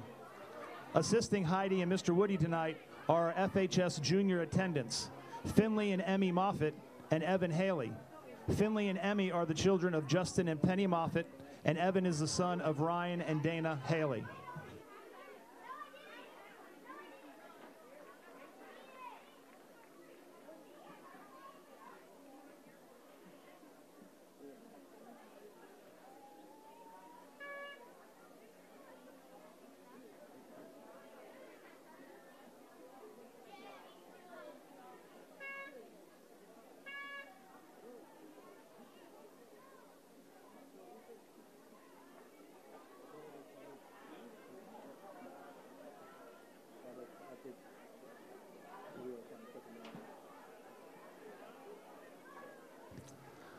Ladies and gentlemen, your 2018 runner-up is Miss Samantha Ash.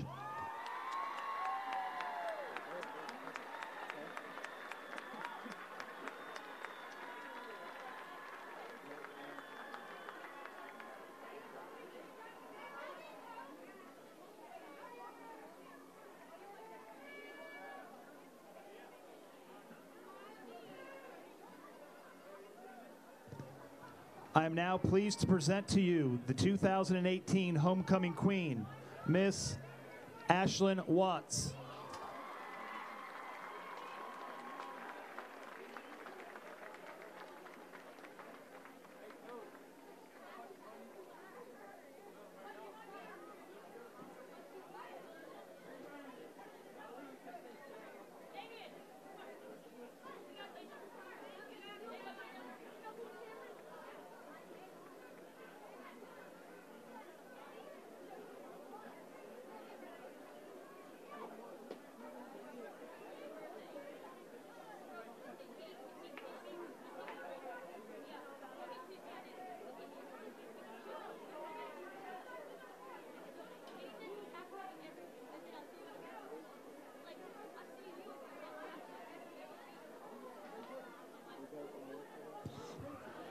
The administration, faculty, and staff thank you for attending our homecoming ceremony and for your support.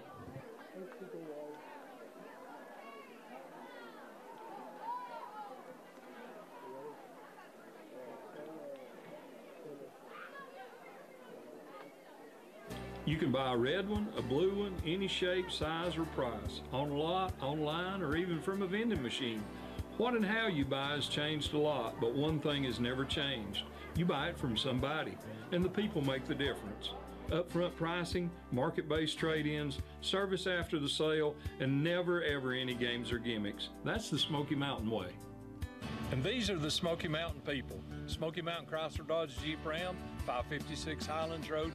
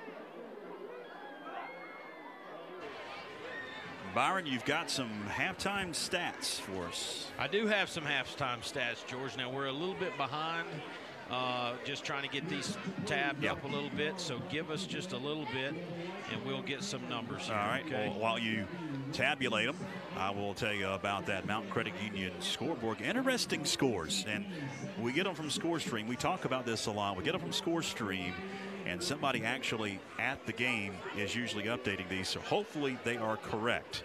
Brevard leads East Henderson at the half, 13-0. Swain County on top of Andrews, 20-0.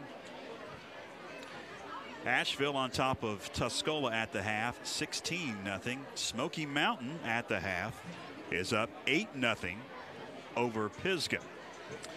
Cherokee trails at the half, 9-7 to Rosman.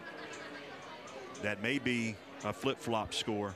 We'll check here, as you can hear that game on 104.1 WNCC down the dial if you're listening on the radio. Tonight, North Buncombe on top of North Henderson, 14-7 at the half. Robbinsville all over Hayesville at the half, 21-3.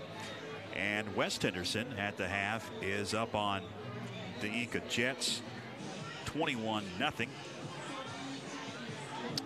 And Rabun Gap lost a shootout earlier today, 66-38. Christ School beat Rabun Gap.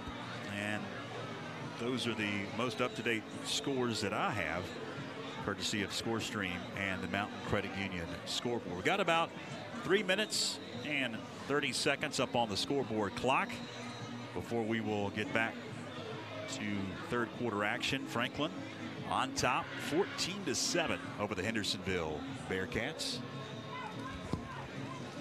George, I am able to get some stats right here. Still don't have them for Hendersonville.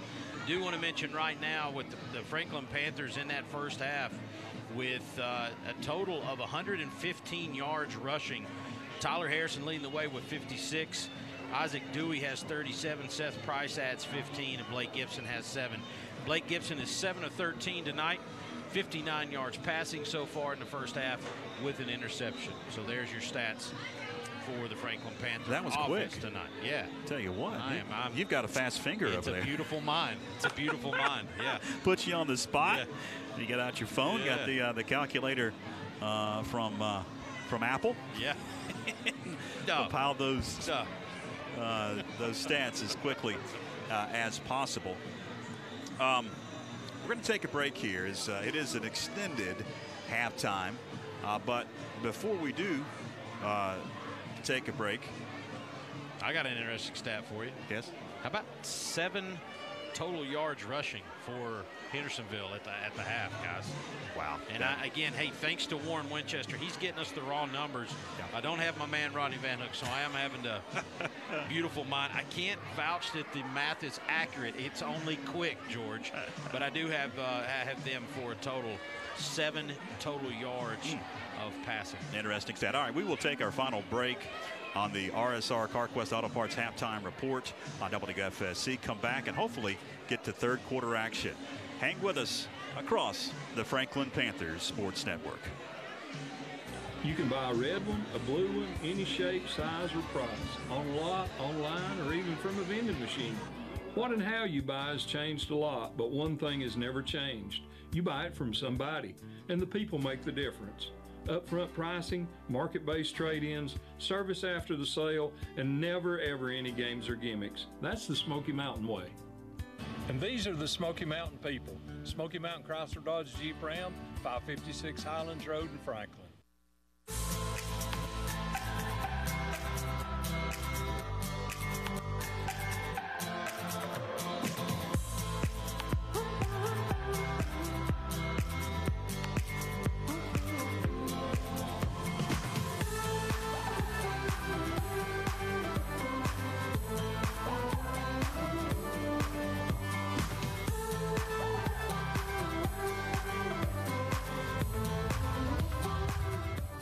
Hi, I'm Bryson Burt with Homestar Mortgage.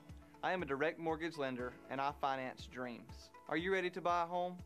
Good news, I can help you achieve the dream of home ownership.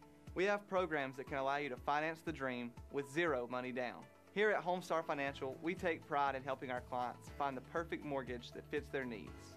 If you or anyone you know is looking to purchase a home, let me help finance their dream. Call me today or stop by my office.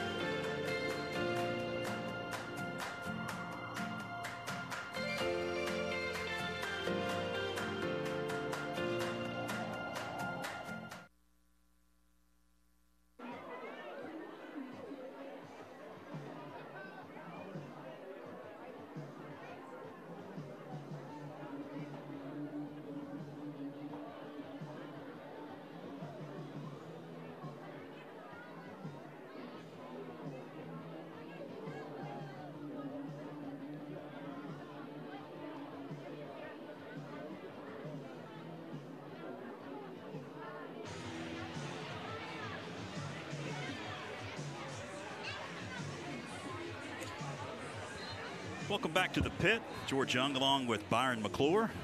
At about 2 minutes until we'll get to third quarter action. We mentioned this on the radio side of things while the homecoming festivities were going on. It's Hall of Fame night as well. A busy night here at the pit. 2018 Hall of Fame class, Athletic Hall of Fame inducted tonight. Coach Jeff Graham.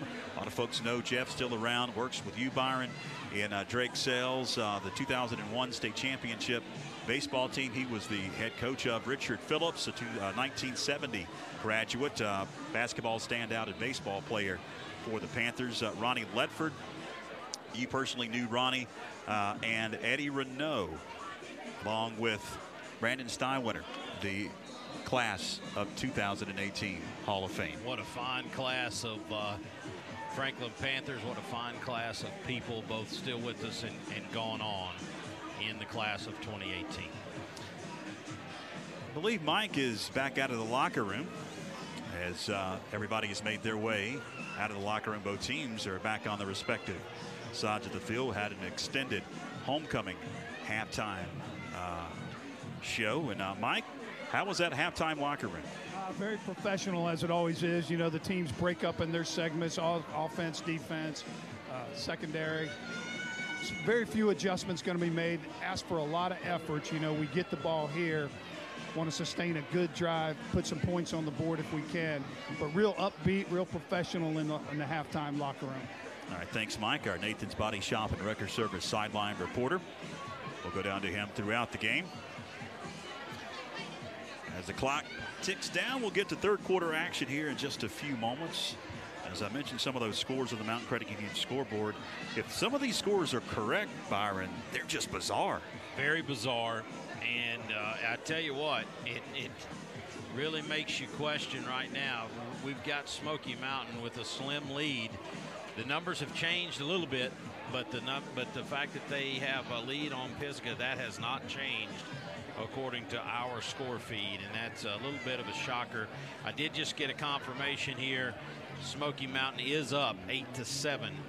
That is a legit score right there. Smoky Mountain 8-7 over Pisgah, and that's a little bit after halftime right there. So, hey, real quick, guys, want to mention a big congrats to the FHS class of 1993.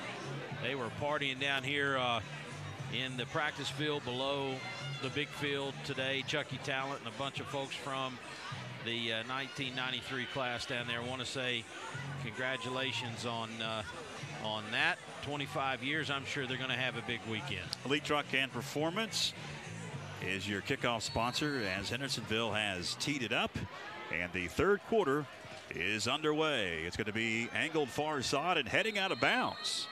The Panthers will have great field position at the 35 of their very own to begin the third quarter, up 14-7. Hey, Byron, I did some research with kicking coach Kyle Garner, and that's why I sell insurance and don't coach football. If we kick it out of bounds, they have the option to make us re-kick, and they've shown in film that they make the team re-kick. So, yeah, makes sense there. That's why we sell stuff and they coach stuff. That's right.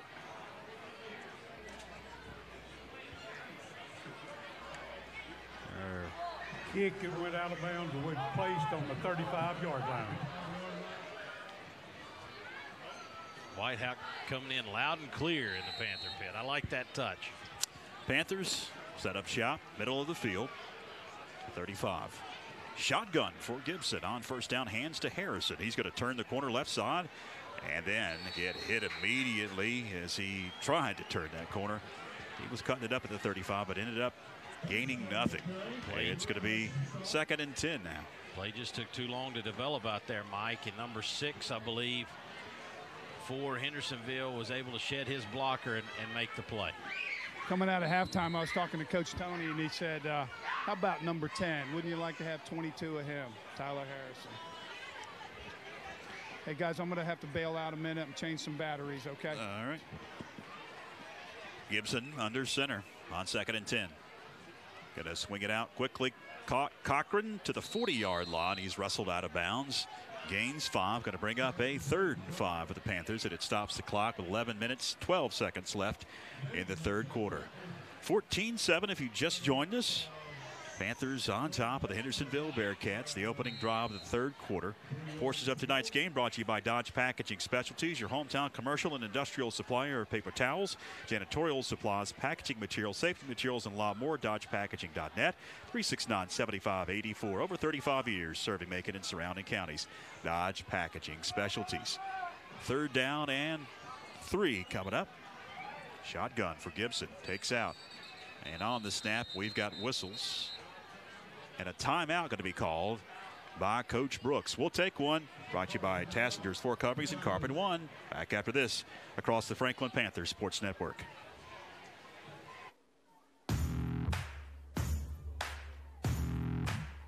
You don't have to train like it's the biggest game of the year.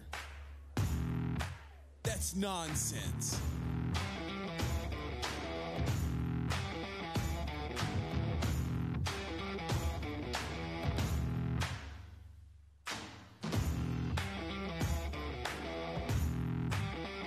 Use 1040.com. Your taxes, smart and simple.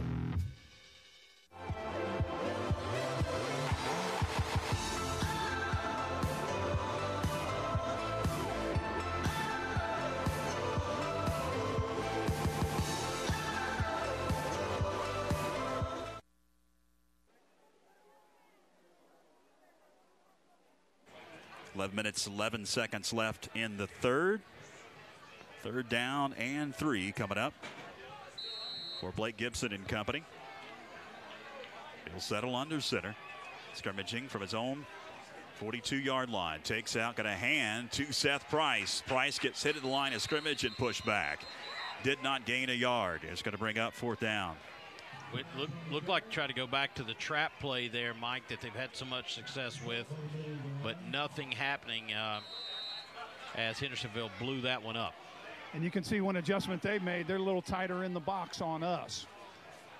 Also notice that number 10, Kalen Inslee, now is trailing around Dylan Cochran. Number 5 got hurt. He's out.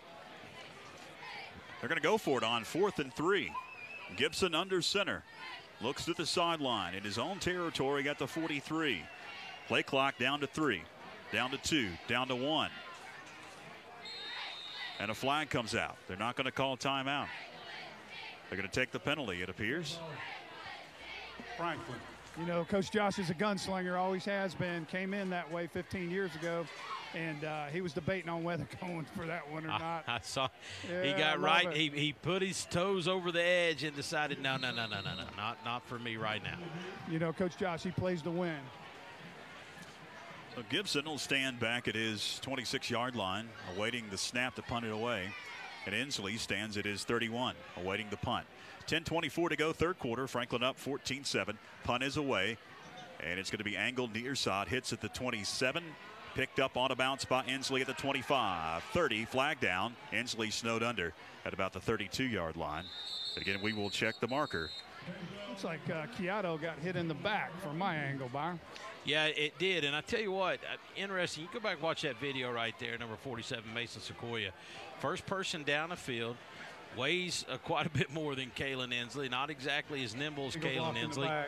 On the return, Hendersonville. Did a great job of getting downfield, Mike Wood, and just broke down and required Kalen Inslee to make a move to get himself open. So many times you see kids just really over pursue that play, never break down, and thus run themselves right out of the play. So good job from Mason Sequoia. Going to be a big penalty. Pushes it inside the 20. Down to about the 17. Portions up tonight's game on WFSC, brought to you by Nathan and Nathan's Body Shop and Wrecker Service. And he's our sideline reporter sponsor. If you've been in a wreck or you've broken down on the side of the road, he's got 24-hour towing 7 days a week. 524-9739. It's Nathan's Body Shop and Wrecker Service Incorporated. They're going to mark it now at the 19, 1st and 10, after they went back and forth a couple of times with the officials on the spot of the football. Woodson Hunter out of the gun. Quarterback signal caller for Hendersonville. Gonna run option. Pitching it on the corner. McMurray got speed. 30. Hemmed in and knocked out of bounds at about the 37-yard line as his helmet goes flying on the far side. That'll move the chains for Hendersonville. And he got into open space, guys, and showed his speed. Guys, only 7 total rushing yards in the first half for Hendersonville. You got to wonder if they're not going to try to explore that option a little bit more here in the second half. It's like the same play coming this way. 4 wide set on 1st and 10 at the Panther. Check that, the Hendersonville 37-yard line. Hunter fires it to flat, complete Inslee, and he fights his way 40 to about the 45-yard line. Close to the sticks. Think he's going to be 2 yards shy of the line to gain. 9:50 to go, second down. It does sort of give you a glimpse at how hard it is to defend a team like this, Mike. A very boring, uneventful play ends up with a 7-yard gain right there. Shotgun again for Hunter. Grabs that snap. He's going to fake the handoff, spin, and then get upended at the line of scrimmage. No gain. Third down. Fake the handoff to McMurray and then took it right up the middle, but didn't fool the Panther D. Like to see the Panthers force Hendersonville into a big decision right here by making a stop on this third down. Clock ticking, 9:17 to go. Third down, again running the option. Hunter gonna pitch it on the corner, turning it. McMurray first down 50 to about the 48-yard line. Move the chains for the Hendersonville Bearcats. Hats off to 22. And I would tell you this, 22 for Hendersonville's had swag in his step since the minute he stepped in the Panther pit tonight, Mike. Yeah, he was one of the play right there. Yeah, he was one of the captains out there. Had that look in his eye, a little cocky, but definitely a good player. Panthers had that pursued well. He just slipped through the tackle. 9 minutes remaining, third quarter, 14-7 Franklin.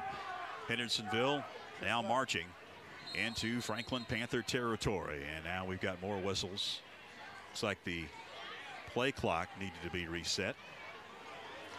At the 47 of the Panthers, 1st and 10 for Hendersonville. 8:50 to go, third quarter. Again, they'll spread the field. 4 wide set, near hash at the 47. Woodson Hunter, shotgun. Wing left to McMurray, takes the shotgun snap. Gonna fire it over the middle, complete at the 40, down to about the 35-yard line goes Caleb Green. That'll be enough for another Hendersonville first down.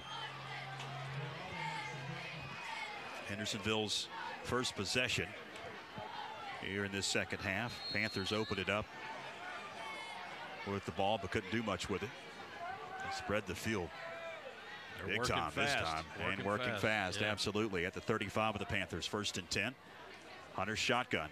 Got a hand. Nope. He took it out of the belly of McMurray, takes off, and dives forward to the 32, maybe the 31-yard line for about a 4 or 5-yard gain for the quarterback. It's going to bring up 2nd and 6. Hard to believe this team was actually down by a point to Owen at the half 3 or 4 weeks ago, but you got to, what you know is they end up winning that game 49-28, so you got to know the second half could be their best football. Clock starts to roll, 7:50 to go. Third quarter, 2nd and 5. 4 wide set again. Hunter shotgun, we've got movement.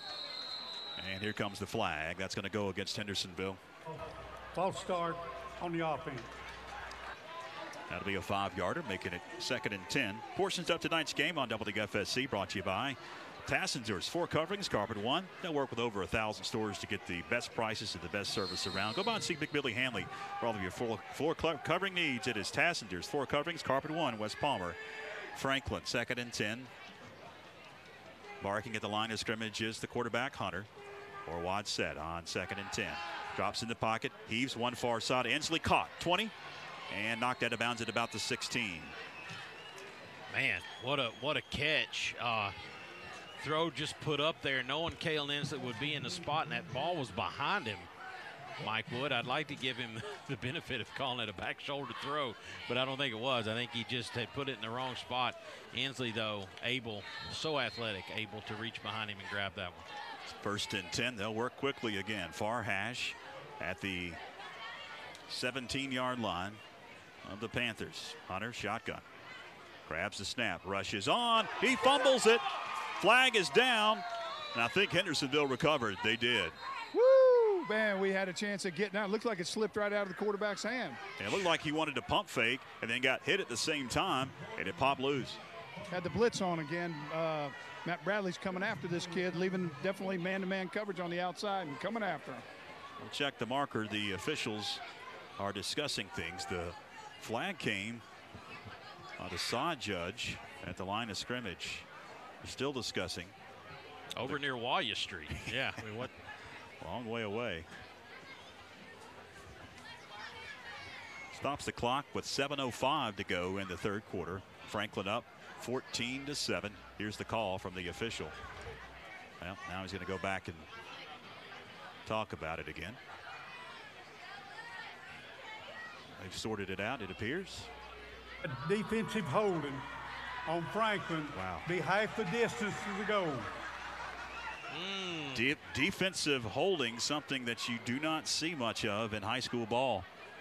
Going to call that on Bailey Watts against Kalen Ensley, I guess, Mike. I see where that flag's at. I didn't see that, Byron. Neither did Josh Brooks. I don't think he liked it a whole lot. So that's going to push it inside the 10 to the 9-yard line. And it's going to be 1st down and 2 for Hendersonville. 6:59 to go. The clock had started. Now it's going to roll again. They reset the play clock. 1st and 2. Now more flags. And now offsides on Hendersonville. Dead ball. Offside on the offense. That'll back them up 5. This is going to make a 1st down and 7 upcoming here at the 14. I wonder if they got the offensive lineman a little jumpy because we are showing blitz early. Yeah, and I think the kid in the backfield is trying to tell his coach that. 1st down and 7. Woodson Hunter barks at the line of scrimmage. 4 wide set. Grabs the snap. Going to take off. Does Hunter. Spins. Shakes one defender. Heads inside the 5 and then snowed under at about the 4-yard line. It'll be 1st and goal there for Hendersonville. That'll stop the clock briefly to move the chains. 6:20 to go in the 3rd. Franklin up 14-7. They're just methodically moving the ball down the field right here. Panther defense trying to bow their neck and keep them out of the end zone. Hendersonville going to shift 3 wides to the left and 1 to the right in Ensley. Woodson, Hunter out of the gun. McMurray wing left, awaiting the shotgun snap. Grabs it, going to take off, run the option, picks to McMurray, and he's going to hit it into the end zone for the score.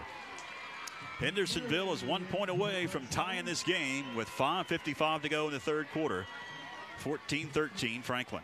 Just a quick pitch from the 2-yard line there. Pitched it out to number 22. Took it around the left side and bowled his way in for 6 for Hendersonville. PAT about to be attempted by Ramirez. Out of the hold of Hunter, the quarterback. Snap is back. The kick is up. And the kick is good. We had to break. 5:55 to go. All tied up at 14 across the Franklin Panther Sports Network.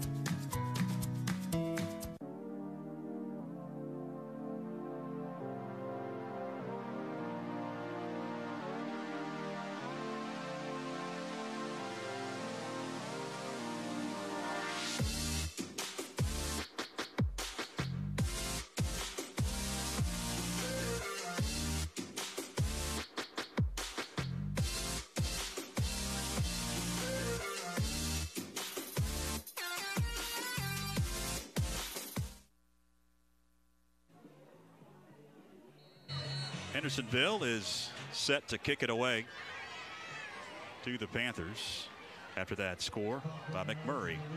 Ramirez has teed it up and puts his foot into it. It's going to be a high and deep kick, angled far side and out of bounds. Goes that one. So the Panthers again will have great field position at the 35 of their very own. Portions of tonight's game on WFSC brought to you by Swain Collision and Auto Body off of Lake Emery Road in Franklin. They can repair all vehicles from the big RVs to the small economy cars. They work with all insurance companies and they'll restore your auto to just like it never happened. It's Swain Collision and Auto Body, Lake Emery Road in Franklin. 369-80-31. Smoky Mountain lead holding out in the 3rd quarter, 8-7 over Pisgah. Got a good one going here. 14 all in the 3rd, 5:55 to go after Hendersonville tied it up in their initial possession here in the 2nd half. Gibson shotgun. He's going to hand in the backfield. Nothing doing. Dewey had no chance. Or was that Price? That was Dewey. And he's going to lose a couple. In fact, lost about 3. It's going to bring up 2nd and 13. Trying to pull our guard over there and lead the way, Mike, and he just didn't get to his block. That play got busted up before it got started. 5 minutes, 30 seconds to go, 3rd quarter. 2nd and 12 from the 33 of their very own. Gibson takes out again, hands to Dewey. Somebody's shoe comes out, and Dewey, again, is snowed under. Loss of a couple of more. They push him back to the 30-yard line, and the Panther O is going in reverse. Looks 3rd like down and a long here, Mike. I'll just say that looks like giving big Jesse Siegel a little break. They got number 65, Ty Quinney, in there at tackle. Jesse looked a little winded after that long series Hendersonville drove. He's playing both ways. 3rd and 14. Cochran goes in motion. Gibson under center. Takes out. Drops in the pocket on a fake. Bootleg to the right. Pass complete. Seth Price. Price. 40, 45. He's close to the sticks. Did he get it? It looks like he did. Looks like he did. Yeah, that was huge. Nice little bootleg play. Stood it out in the flat to Seth Price. Took it in for the first down. Big play there by Blake Gibson on the bootleg. So patient, rolling out. He can throw the ball rolling to his right really well, Mike. Put a star by that one, Byron. If we come out on top in this game, that's a huge play. You know, you and I always talk with Coach Josh. It's about 8 plays a game that make the difference. I believe that's one. First down and 10 at the 46-yard line. Panthers will send 2 receivers near side, working for the far hash. Pitch going to go to Dewey, trying to turn the corner. 45, 48, maybe the 50-yard line. Dewey gains about 3. It's going to bring up second down. You get out here to this edge, even if the edge is not cut for you, Mike, you slow your feet up and you give that Hendersonville defense time to come. Yeah, the coaches are kind of giving them an earful, too. You know, they want them to cut up. It doesn't look like there's much there, but you're not going to beat this Hendersonville secondary on the outside with Inslee and number 8 out there. So the coaches wanted him to cut that up, get the 2 or 3 yards, whatever we can get. They're crucial right now. Marking it back at the 49, 2nd and 7, near hash, the other side of the 50. Gibson takes out, hands, nothing doing, maybe a yard. Near side. That's to Dewey again. And it's going to bring up 3rd and long for the Panthers. Big Jesse Siegel back in the game, but he's tired. Sequoia's tired. I mean, these guys that are going both ways now, I mean, they have played some football tonight.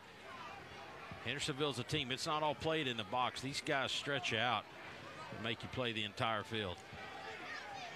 3rd and 5, just over the 50 at the 49 of the Bearcats. They'll bunch trips up top, and the pass is almost intercepted. Jumping that one and almost picking it off was Tristan Pederkin. The coaches to the left of us are hollering, get the ball. They think it was a backwards pass. The officials have blown it dead. Going to bring up 4th down. You know,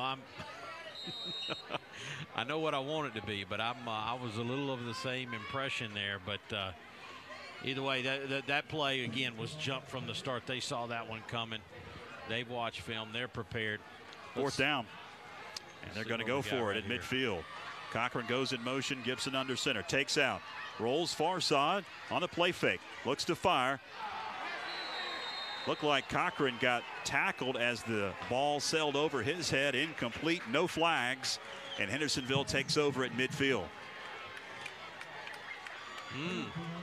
Well, Dylan Cochran out rolling with Blake Gibson rolling on the boot, Mike, and great defensive play, or potentially got there a little early on Dylan. I bleed Panther blood. He got there early, Byron. So the defense has got to stand. And midfield, Hendersonville, their high-powered offense, takes the field. Tied at 14 here at the pit. 2:34 to go, 3rd quarter. Hunter, a quarterback, signal caller for the Hendersonville Bearcats, takes a shotgun snap. And then heaves one far side, has a receiver. Inslee caught, then it was knocked away. Was it a incomplete pass or was it a catch and then in a fumble recovery? He didn't catch that ball. My goodness, are you kidding me? Wow. They're going to say complete at the 25-yard line. 1st and 10 for the Hendersonville Bearcats. 2:28, clock stopped briefly. Hunter, shotgun. Drops in the pocket, rolls near side, fires complete at about the 19, down to the 15, 14-yard line. Goes Dorian Allen, first catch for Allen tonight. Gains about 9, 2nd and 1. Mike, I'm going to say it too. I'm going to tell you right now, our kids playing both ways, they're a little tired right now. Yeah, you said it earlier. They're spreading us out, running us all over, but they're fighting like crazy, that's for sure. Near hash at the 15. 2nd and a yard for the Bearcats. Hunter's shotgun. Wing right to McMurray. 4 wide set. Barking out the call on the line of scrimmage, grabs that shotgun snap, fires incomplete, had a wide open receiver. He was trying to hit Allen again, but it was a low liner and Allen couldn't scoop it. Third down and a yard coming up. Got really lucky right there, guys. Dylan Cochran, that was going to be his man, and he was late getting there, but luckily a bad throw.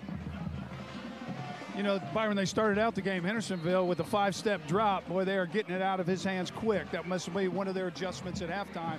And you talk about running around. Bailey Watts has run 10 miles chasing number 10 tonight. 4-wide set, third and a yard. Hunter shotgun for the Bearcats. Going to hand to McMurray. McMurray picked up the first down as a flag comes in at the line of scrimmage from the back judge. He will check the marker. Stops the clock, 1:34 to go in the third quarter. The offense, 10-yard penalty. That'll help. The holding call, going to back him up. Third down and 10 or 11 here. Yeah, could you imagine what if Bailey Watts had a pedometer on Mike Wood? It's gonna read quite a few steps tonight as he's chased Kalen Inslee around. Like you say, Coach Bradley put him on him all night, so whatever side of the field he goes, Bailey's chasing him down. Big play here, guys. Third down and 12 Let's go, dude. at the 26-yard line for the Hendersonville Bearcats. Shotgun for Hunter. Again, a 4-wide set. Drops in the pocket. Going to heave one near side. It's going to be picked off at the 15 up to the 22-yard line. Big turnover for the Panthers. Trying to grab a number. Chiato, number 8. Joseph Chiata. Great play. They had a little stop route over here. The receiver ran it out 10 yards, did a little hook pattern. Chiato, number 8, jumped it and intercepted it for the Panthers. Big turnover. What a huge play for the Panthers and for number 8, Joseph Chiata, making the most of his opportunity. And he's getting mauled by his teammates over here on the sideline. 1:27 to go in the third. We are tied at 14. Panthers take over at their own 22-yard line. Gotta go now. Let's go, dude. Gibson under center, going to pitch it to Tyler Harrison. Harrison weaves his way to the 25 for a gain of about 3, maybe 4 yards. That'll move the clock under 60 seconds when we get back to action. Second and about 7 coming up. Portions of tonight's game on WFSC brought to you by April Chastain and the staff at April's Flowers on Main. Come on, see her for anything. She can handle the small arrangements to the big special events. Call her up, 524-3223. That's 524-3223 for all of your life's events. It is April's Flowers on Main. Second down. Pitch goes near side to Harrison, and he's going to be slung down to the 27, gains about 2. Third down and 5 coming up, ticking under 40 seconds remaining in the third quarter. We are tied at 14 fans at the pit on homecoming night 2018. Put in another uncomfortable 3rd and 5, 3rd and 6 situation right here. Man, it'd be nice to come up with something. 10 on the play clock. Gibson shotgun. Grabs the snap. Going to roll far side. Look to fire. Has the receiver. It's caught. Cochran, first down. What a catch. 30-35 out of bounds at about the 36-yard line. That stops the clock. 11 seconds left. Nice catch and a nice throw, Mike Wood. On the button, little out route by Dylan Cochran there to just past the markers. Once again, Blake, a tight spiral, put it right in his hands. Making Furniture Mart first down. That'll pretty much wrap up this third quarter. Fans, don't tune away just yet. Fourth and final quarter coming up from the Panther Pit as we are tied at 14 across the Franklin Panther Sports Network. You can buy a red one, a blue one, any shape, size, or price. On a lot, online, or even from a vending machine. What and how you buy has changed a lot, but one thing has never changed. You buy it from somebody, and the people make the difference. Upfront pricing, market-based trade-ins, service after the sale, and never ever any games or gimmicks. That's the Smoky Mountain way. And these are the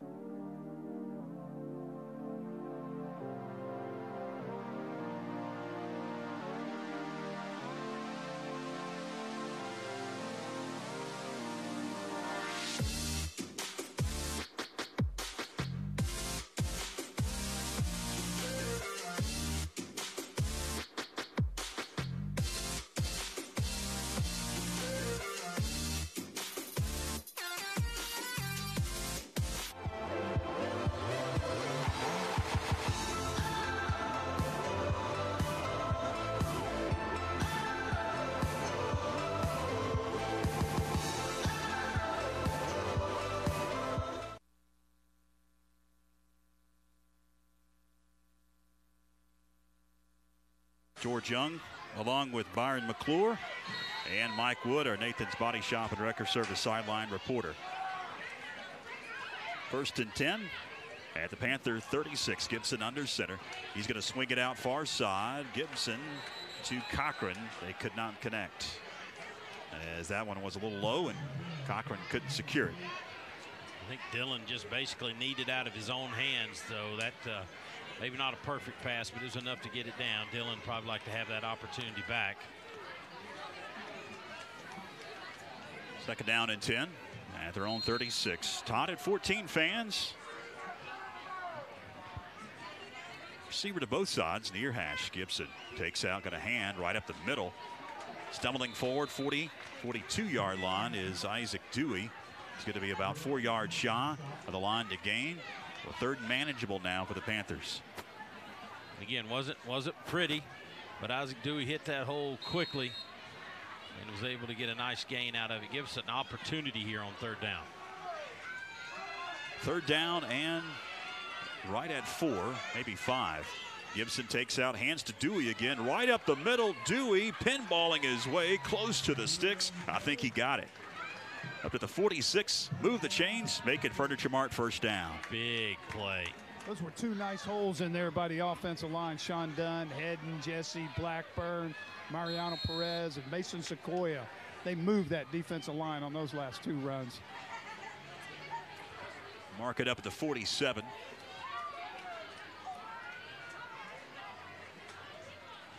Panthers taking their time. Clock continues to tick down to 11:05 to go in this ball game. Cochran in motion, near hash. Gibson under center. Pitching it, does Gibson. Left side, Dewey. Trying to turn the corner, does. 50, Dewey on the Jets. He turns at the 40, out of bounds. Flag down. 37-yard line, they're going to mark him out of bounds, but let's check the marker. As it came right after Dewey turned that corner. Usually not in a good spot for an offense. Comes the call. On the offense. Spot foul, 10 yards. Holding on Franklin. That's going to back it up past the 50-yard line, back into Panther territory. 10:51 to go in the 4th. We are tied at 14. A great ball game here at the pit. I'm not sure folks expected this, Byron. No, I don't think they did. And the Franklin Panthers, once again, led by Josh Brooks, just clawing and fighting their way in. A good one over in Silva tonight, guys. Check up of that Mountain Credit Union scoreboard. Pisgah 13, Smoky Mountain 8 in the 4th quarter. 1st and 9 after the penalty at the 47. Hand goes to Dewey. He's caught up in traffic, and he's going to lose a yard. Back to the 46. 2nd down and 10 coming up for the Panthers. 10 minutes, 26 seconds as the clock starts to tick once again. The recipe that Coach Brooks has dialed up, ball control, keep that offense off the field, but the defense has really stood tall in this game. Oh, that's the story so far. No doubt. Gibson under center with 10 on the play clock as Cochran comes in motion on 2nd and 10. Play fake. Gibson drops deep in the pocket, heaving one down the seam and overshoots his intended man, Bailey Watts. And guys, I get, are they losing that in the lights? No, I think that was, as you said earlier, maybe trying to throw him open, but that was a little too far. The defender, Ensley, and Bailey Watts, number 9, stopped running. 9:53 to go in the 4th. 3rd down and 10 for the Panthers at the 47 of their very own. These guys are playing their hearts out, man. Dylan Cochran playing both ways, going to motion. Bailey Watts playing both ways. It's a battle down here in the pit tonight, guys. Cochran in motion to the far side as Gibson takes out, quick hitter right up the middle, Seth Price. Price moving his way down to about the 46. He's still going to be shy of the 1st down, but he got a lot more yardage after initial contact. A little trap will put us in there about, what, 3 yards, guys? Is that about what it is? Yeah, looks like it. Yep. 4th and 3. Tie ball game, 14-14, 4th quarter, 9:25 left. Ball spotted down at the Hendersonville 46-yard line. The Panthers are going to go for it. 14 on the play clock. 9:19 moving game clock. Fourth quarter. Todd at 14. Gibson will approach the line of scrimmage with 5 on the play clock. Now we've got whistles and looks like a timeout going to be called by Coach Brooks. The play clock was dwindling, and Coach Brooks calls his second timeout. Franklin just has one left with 9:09 to go here in the fourth quarter. We'll keep it here. We're tied at 14. Fans, coming up next week, Franklin hits the road to Brevard, Transylvania County, to take on the Blue Devils.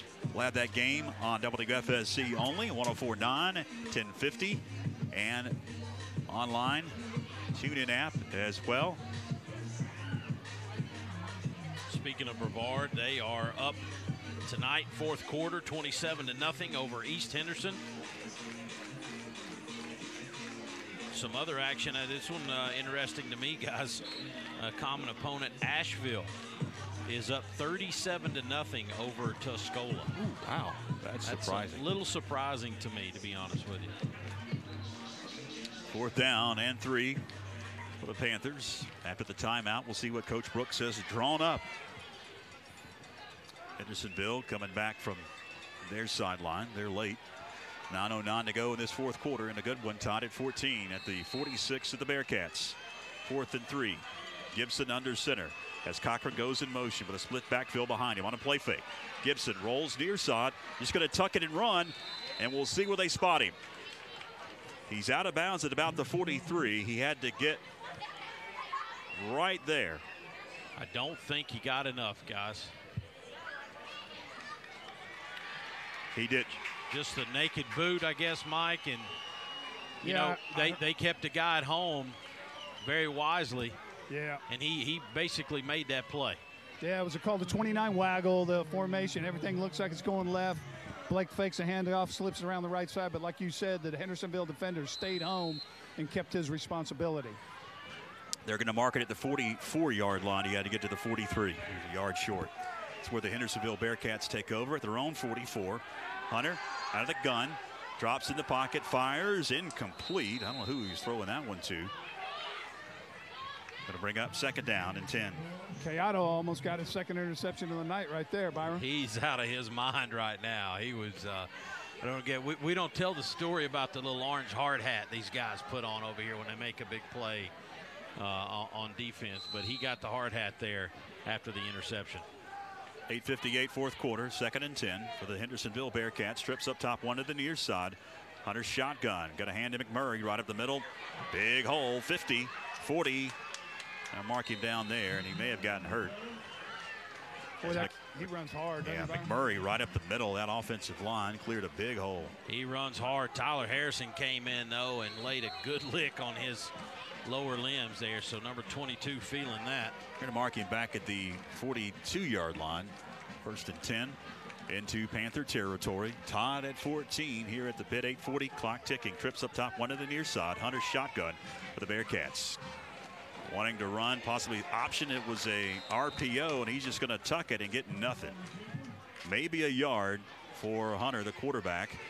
Got to bring up second down, and we'll call it 10. Big Chris Hedden came diving over the pile there and get a good shot in. His legs cramped up when he got up, but he got right up back in the line there. Tough kid. Gotta love number 77, Chris Hedden. And these guys, I'm telling you, we've got some warriors in there tonight, Mike. Yeah, they are. They're fighting. Both teams are fighting. Down to 8:04 to go. Shotgun again for Hunter. 2nd and 9, going deep. Has a receiver. It is incomplete. Ensley had to slow down. It was underthrown and broken up by Cochran. Guys, I'm not so sure that was in Inslee's hands for a split second. Now, I'm not going to say he did it on purpose, but Dylan trying to raise his hand up, I think, is what knocked that out, at least from my vantage point, Mike. I think it was hustle by number 4 there. They never gave up. He got beat. Bailey had single coverage on him. Safety coming over, which was Dylan. Never quit on the play, kept hustling. 3rd down and 9, 7:56 to go, fourth quarter.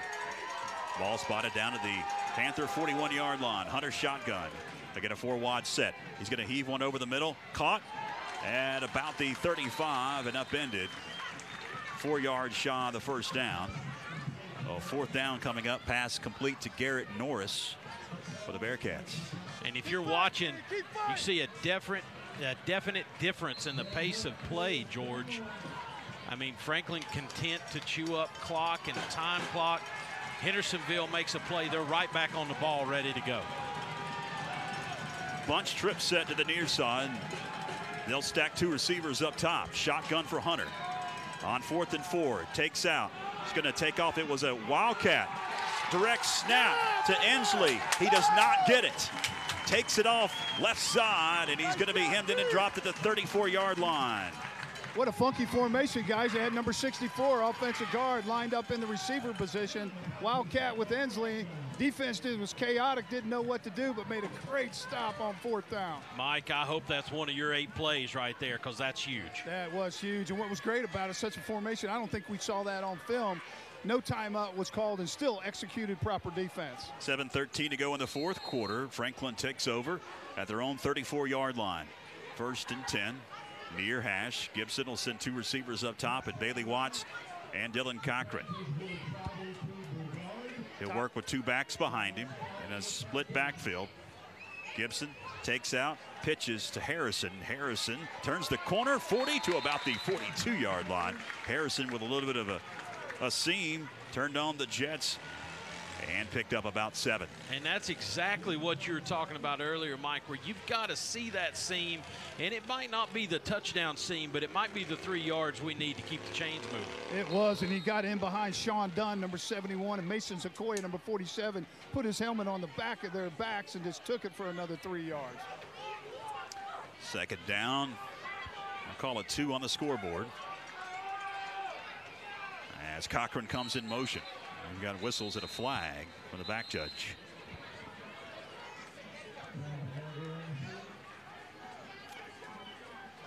We will see what the flag is on. Stops the clock. 6:32 to go in the 4th. Ball start on the offense. One of the guys over there on the left side flinching, I think. Coach Josh is yelling at the referee, or having a discussion with him, that Hendersonville defensive line is mimicking the snap count. It's going to be a 5-yarder, makes it a 2nd and 8 coming for Gibson and his troops. Near hash at the 36. Clock starts to tick again, down to 6 minutes and 19 seconds in the 4th. We are tied at 14.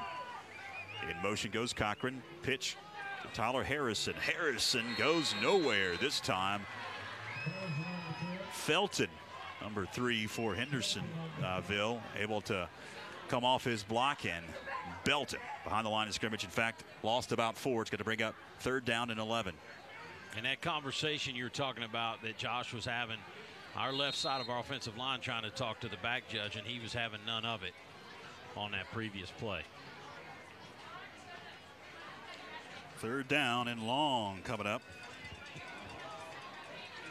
for the Panthers. Down to 5 minutes, 35 seconds left. Shotgun this time for Gibson. Drops deep in the pocket. Heaves one far side. It's out of bounds. Too tough. Cochran was his intended receiver. Going to bring up 4th down. Here comes the punting unit. A lot of pressure coming at Blake on that one. Lucky just to get it off. Tyler Harrison actually kept him from getting his clock cleaned right there with a last-second chip block on a kid coming off the edge. Yeah, I was on my toes there because Blake's back was turned. He didn't see that left end coming full speed. Tyler Harrison just gave him a little chip and saved Blake's back. 5:27. Clock is stopped in the 4th. 4th down, 11. Gibson will punt it away. Stands at his 21. Ensley stands at his 35, awaiting the punt. Tied at 14. Kick is away, angles it near side and out of bounds.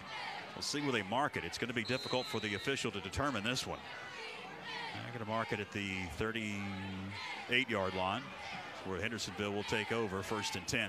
Idea was right, angle was a little wrong, but Blake Gibson's just as tired as everybody else out there, Mike. Yeah, there's a lot of effort. You can tell we're in conference. This is the first game of the conference, 16 conference. We got 5 conference games. There's a different feeling down here tonight, guys.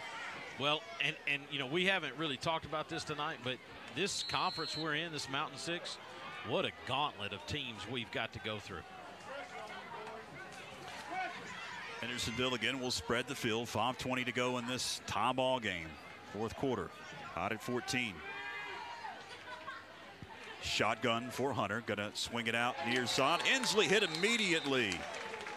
And he did not hang on as he caught that one and then went to the ground. Great job, Bailey Watts. That quick first step. As he saw that ball floating in the air there, he took his opportunity, timed it up perfectly. Kalen Inslee couldn't hang on. That's been a real fun battle to watch tonight. Number 9 in the red, number 10 in the white. On second down, handoff going nowhere for the Bearcats. Maybe a yard. Going to bring up 3rd and long. It was quarterback that just took off. As I look down, they had already gotten back to action. They are quick. He's got to come off the field, though, doesn't he? Lost his helmet. Did he lose his helmet? Yes, he did. Yeah, should have to come off the field. He does come off the field, so we'll see who is going to be the signal caller. Well, they won Wildcat. Looks like they probably will, as Inslee is back there. Hey, Byron, I took word that Inslee transferred after his freshman year. He played at North Henderson. Okay. All right. Yeah, I think that sounds right. I'd forgotten about that. Something very common in those counties with 4 or 5 high schools. 5 wide on 3rd down. They're going to fake the handoff as the Wildcat is run by Inslee. He receives the shotgun snap, fakes the jet sweep, goes forward for about 4, maybe 5. Going to bring on a 4th down and long. And looks like the punting unit will come on for the Hendersonville Bearcats with 4:16 to go in the 4th. Tip of the cap there to the Panther D tonight, Mike, on many levels. But the one thing early on, when they showed that Wildcat with Kalen Inslee and scored a touchdown, I thought, oh, God, one more thing for us to worry about. But the Panthers have snuffed that out quite regularly tonight. Yeah, they have. Harrison and Watts stand back at their 24-yard line awaiting the punt. Down to 3:50 to go in this one. Punt is away. It's got a lot of hang time. Harrison drives himself all the way back to the 11-yard line with a fair catch. And mark it at the 12. So the Panthers are pinned deep with 3 minutes and 43 seconds left in the 4th. Mike Wood, if I told you, I don't know, coming out one of these losses we had this year, that we would be tied with Hendersonville, 3:43 with the ball to go in the 4th quarter, would you have taken it? Whew, I sure would have. Sure would have this year. This what a great job these kids have done this year to battle back, put themselves in a position to contend like this, and a gutsy performance tonight. Shotgun for Gibson. Going to hand off Harrison. Turns the left corner. 10, 15, 20-yard line. Flag comes out. And that is not good news if you're a Franklin Panther fan. Going to get Bailey Watts on a hold, Mike. Yeah, that side judge said Bailey had hold of his jersey. On the offense. Main 1st down. Fans don't like it. Stops the clock. 3:35 to go in the 4th. I'm going to push it back here. Boy, that's tough. That is tough. Pushes it back to the 10-yard line. It was a spot foul, so brings up 1st and 12. Tough because you play them from behind the sticks, and guys, you don't get a 1st down here. You take a chance of punt to them about midfield is where they could receive a punt. Down to 3 minutes and 27 seconds left in the 4th quarter. Clock continues to tick. Gibson under center.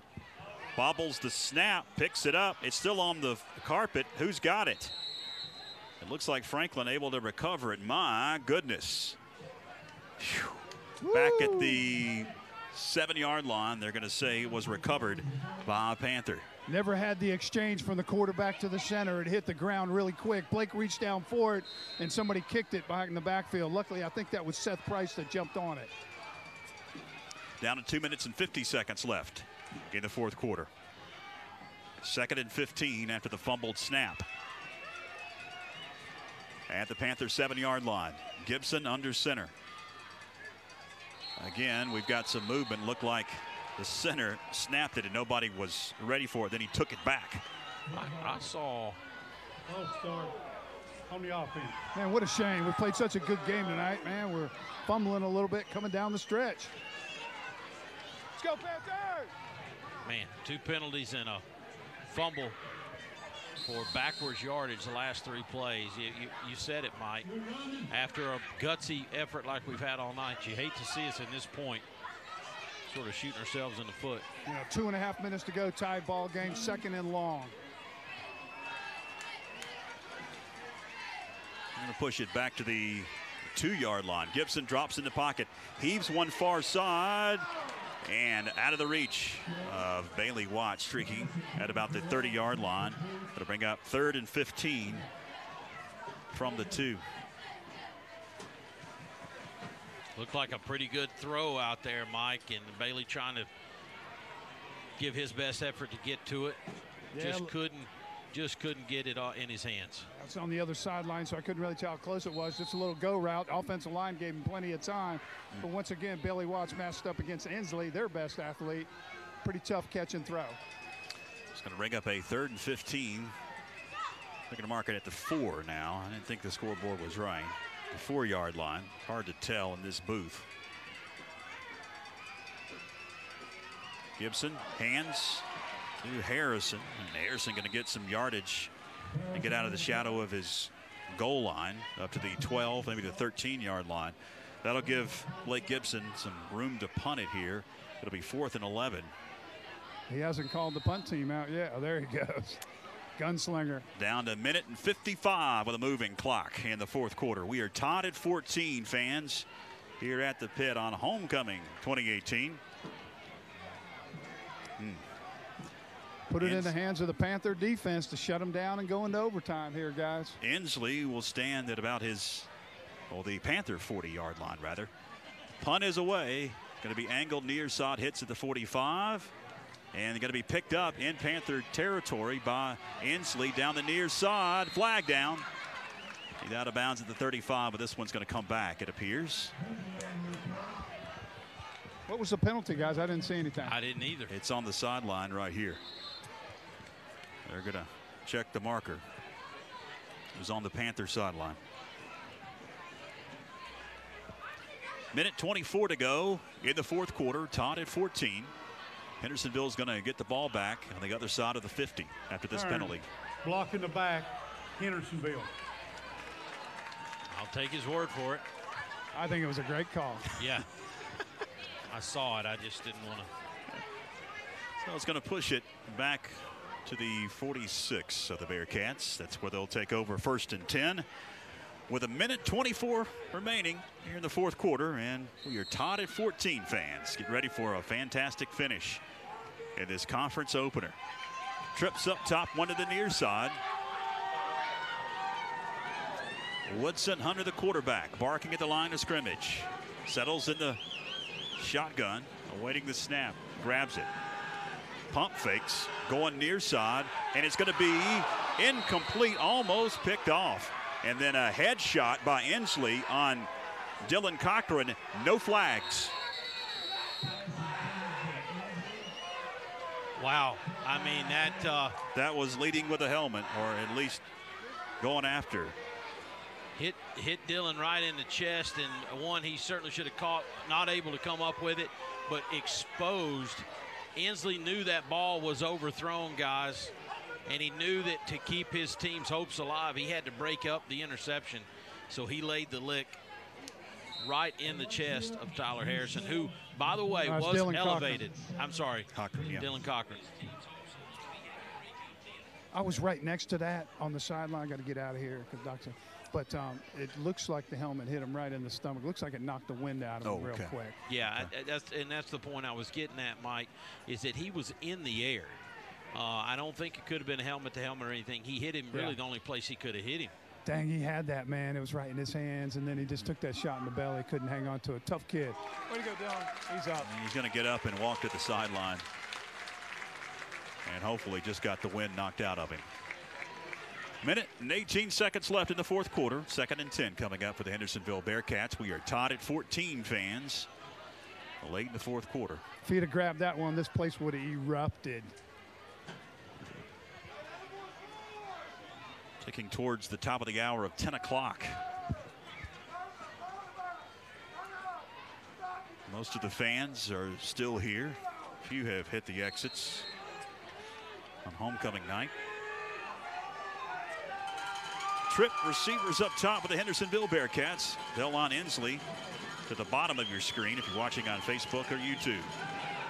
Hunter drops in the pocket. Pressure is on. Heaves one. It's going to be caught at about the 46 into Panther territory. Nasir Artist. It's going to be 2 yards shy. The clock's going to tick down. Under 60 seconds left. Third down and a long yard coming up. And now a timeout going to be called by Hendersonville. And we will keep it here. Don't want to miss any of the action as we tick down the final seconds of this conference opener. Do we have any updated scores, Byron? Yeah, let's see if we can't get one here from Silva. We've got a score reported now of a final. Pisgah pulls it out 13-8 over the Mustangs. Wow. Brevard a final over East Henderson 27-0. And that's all the Mountain 6 teams in action tonight. Of course, the one you have here at the pit. But you do want to mention that score of a like opponent for us here. You know, Tuscola handled Smoky Mountain pretty easily, guys. And tonight they went down hard to a team we beat, Asheville, 37-6. Third down and a yard after the timeout by Hendersonville. They've got 2 left. Trips near side, one up top, and a man goes in motion as it's going to be a Wildcat. Inslee takes the direct snap right up the middle, 40, 39-yard line, enough to move the chains down to 54 seconds left. 1st and 10 for Hendersonville. They'll work quickly now. They'll start the clock here in a few moments after they set the sticks. 4 wide set. Woodson Hunter, the signal caller, grabs the snap, and then we've got whistles.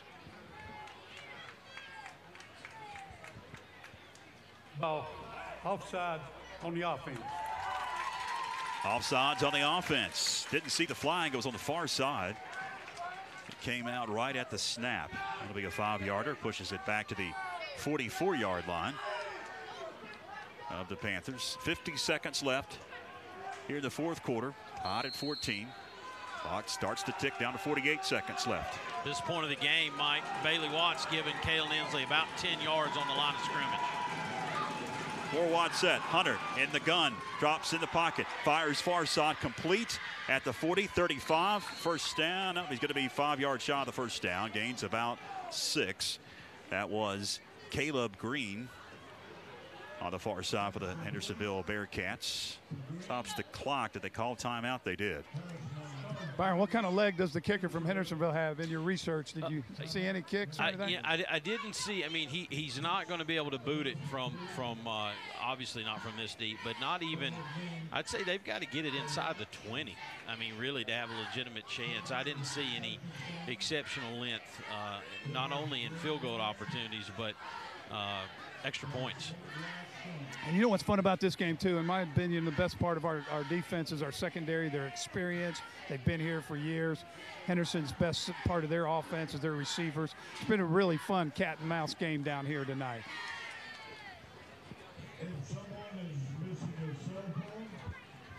We get a score update. Cherokee up 34-17. I don't know if that's a final or not over Rosman. 32 seconds left. 2nd and 5 after the timeout. Hendersonville has one, so does the Panthers left late in the 4th. Hunter, shotgun, hands to McMurray, right up the middle, big hole. 25-20 to about the 19-yard line. That'll stop the clock briefly. 26 seconds left. That'll move the chains. I'll mark him a little farther than I thought. They're going to pull it back now to the 19. Clock starts to tick. 25 seconds left. Shotgun. It looked like he bounced it up there. I don't know what that was. He finally spiked. Now here comes a flag. Let's see what this is. I'm a little confused. It was a strange I think when play. you do a spike, you have to make an up and down motion, Byron. I think he just pushed it down. I think that's what they're going to call. And is that a penalty? Well, the thing I was thinking out here real quick, I thought it would be a live ball. Because, you know, a spike, you got to go up and down motion. Gotcha. A fumble. He caught it and just patted it to the ground. Now a long discussion. So in other words, it has to look like a pass attempt is what. 23 seconds left here in the fourth quarter. We are tied at 14. Hendersonville has it at the 19-yard line of the Panthers. Long discussion going on after what appeared to be almost like dribbling the football, trying to spike it. That's it. They're going to pick up the flag. Now, look, what did the spot of the ball change though? So he basically did call it a fumble, right? Is that what I'm seeing? Looks like they're going to call it a knee, like he took a knee back at the 23. Josh is wanting an explanation from the side judge here.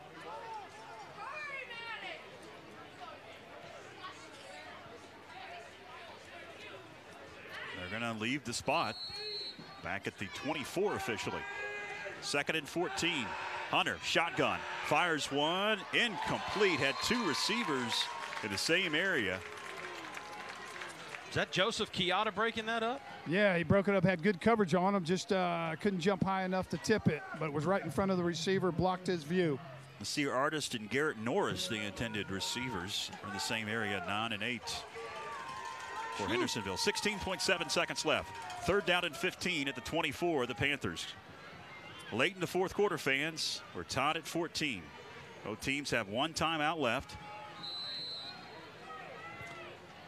Shotgun again for the quarterback, Hunter. And the Bearcats. They're going to hand. I think he took it out of the belly of his running back after he was blown up at the last second. He took off, did Hunter, the quarterback, down to the 16-yard line, and they're going to drain it down, looks like, and bring on the field goal unit. They are at the 16. Well, I talked about him getting inside the 20, and that's exactly where they're at. And they're only there because of that headsy play by their quarterback. That play looked like it was going to be blown up and dead back on about the 22, but he pulls it right out of the gut of his running back and takes it off the right side and gets it to about the 16-yard line. So it'll be a 33-yarder to win the game for Hendersonville. 5.4 seconds left. First time the field goal kicker has come out to attempt a field goal tonight for Hendersonville, for either team. They've attempted some extra points. We'll see if it's the same kicker that's going to come out and attempt around a 33-yard field goal. Mike Wood is in the end zone. He can see if it's to the uprights or not.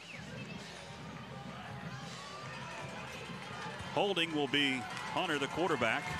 Ramirez will handle the kicking duties from the right hash. That's the far hash. Now timeout going to be called by Franklin. They'll burn their final timeout to ice the kicker. What a game, guys. Josh going to give him some time to think about it. Talk to his team. Mike Wood, you've been a special teams guy before. What are you telling your kids on this play right here? Well, I think the first thing you do, you go back to fundamentals. If you are going to block it, he does not let them leave the feet. They got to stay on their feet, so they got to get a good jump off the ball and, you know, just hold their gaps and see what happens. A lot of fun tonight, guys. I'm down here in the end zone right by the goalpost. I'm hoping to be flagging no good in here in a second. We need big Jesse Siegel is on the sideline. I need to stick him in there. Yeah, they're going to come, you know, when we work it in practice, it'll come off of this right side where Harrison is. And then Dylan Cochran on the left side. They will be going hard or running a stunt with Mason Sequoia on the inside with Seth Price. Ramirez to attempt a 33-yard field goal. The snap is back. The kick is nowhere near. A bad snap. The hold was down, but it wasn't good, and it didn't make it. Josh Brooks calling for Blake Gibson. Get out there, take a knee, and let's play it some extra football. 2.7 seconds left. One knee away from overtime here at the pit. While we're waiting on that, Mike, let's tell our listeners about how overtime works in high school. We'll have a toss of the coin. Mike will be out there. They'll spot the ball at the 10-yard line. Both teams, similar to college, will have a chance. Whoever wins the toss elects to go on defense first or offense first.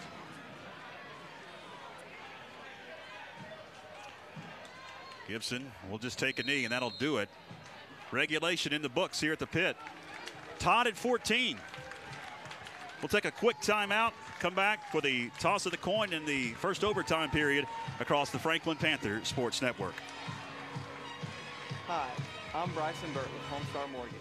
I am a direct mortgage lender, and I finance dreams. Are you ready to buy a home? Good news. I can help you achieve the dream of home ownership. We have programs that can allow you to finance the dream with zero money down. Here at Homestar Financial, we take pride in helping our clients find the perfect mortgage that fits their needs. If you or anyone you know is looking to purchase a home, let me help finance their dream. Call me today or stop by my office. You can buy a red one, a blue one, any shape, size, or price, on lot, online, or even from a vending machine. What and how you buy has changed a lot, but one thing has never changed. You buy it from somebody, and the people make the difference. Upfront pricing, market-based trade-ins, service after the sale, and never ever any games or gimmicks. That's the Smoky Mountain way. And these are the Smoky Mountain people. Smoky Mountain Chrysler Dodge Jeep Ram, 556 Highlands Road in Franklin.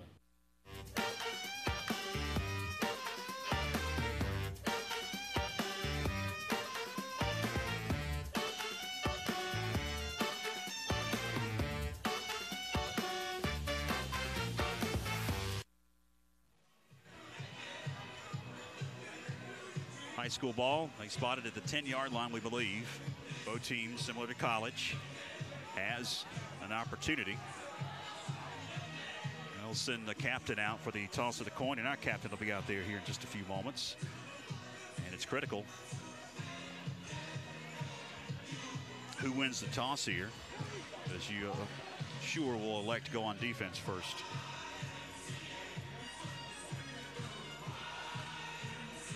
See if the official will turn his mic on here. And our mic is in the huddle, so we're not going to get the audio of the toss of the coin. And the official doesn't have his mic on. And we will see how this turns out. The quarterback, check that, the running back McMurray, along with the quarterback Blake Gibson. Appears that Franklin has won the toss. And again, the official's wearing a mic, but he's not. Doesn't have it turned on. Doesn't do us any good. They're still talking things over. I don't know what they're talking about. Probably going over the rules. Again, both teams will get it on the 10-yard line, get a chance to score, 4 downs. If you can't plug it in, you can play for a field goal. Of course, with understanding there that the other team. Here's a call from the official. Won the toss and elected to go on defense first, and it will be on this end of the field. Now, we don't know who won the toss. His mic didn't cut on until after he had said who won the toss. Our defense is coming out, so we must have won the toss. Okay. So we're going to give them the chance first. Defense have played big all night, Mike. It'd be nice to put a. Yeah, and Matt Bradley called everybody up when they were doing the coin toss. Gave him a great little speech talking about this is our home field. We come to win. Give everything you got. You know, the old Newt Rockney speech, man. But it was great. The kids bought in. Good time. These kids are excited. And I'm going to tell you something right now. Those of us right here, fans of the Franklin Panthers, will drive home tonight. Obviously, we'd like to win, but no matter how this game comes out, I'm just proud of the way these kids have fought. They have played their guts out tonight. Hendersonville on offense first. They'll spot it at the 10-yard line. It'll be first and goal. First overtime, first possession in overtime. Hunt, shotgun, takes the snap, drops, rolls far side, looks to fire, in the end zone, incomplete. Had a receiver. It went over his hands. It's like he was trying to hit Dorian Allen. Second down. Pass a little behind him and a little hot as he rolled out to his left.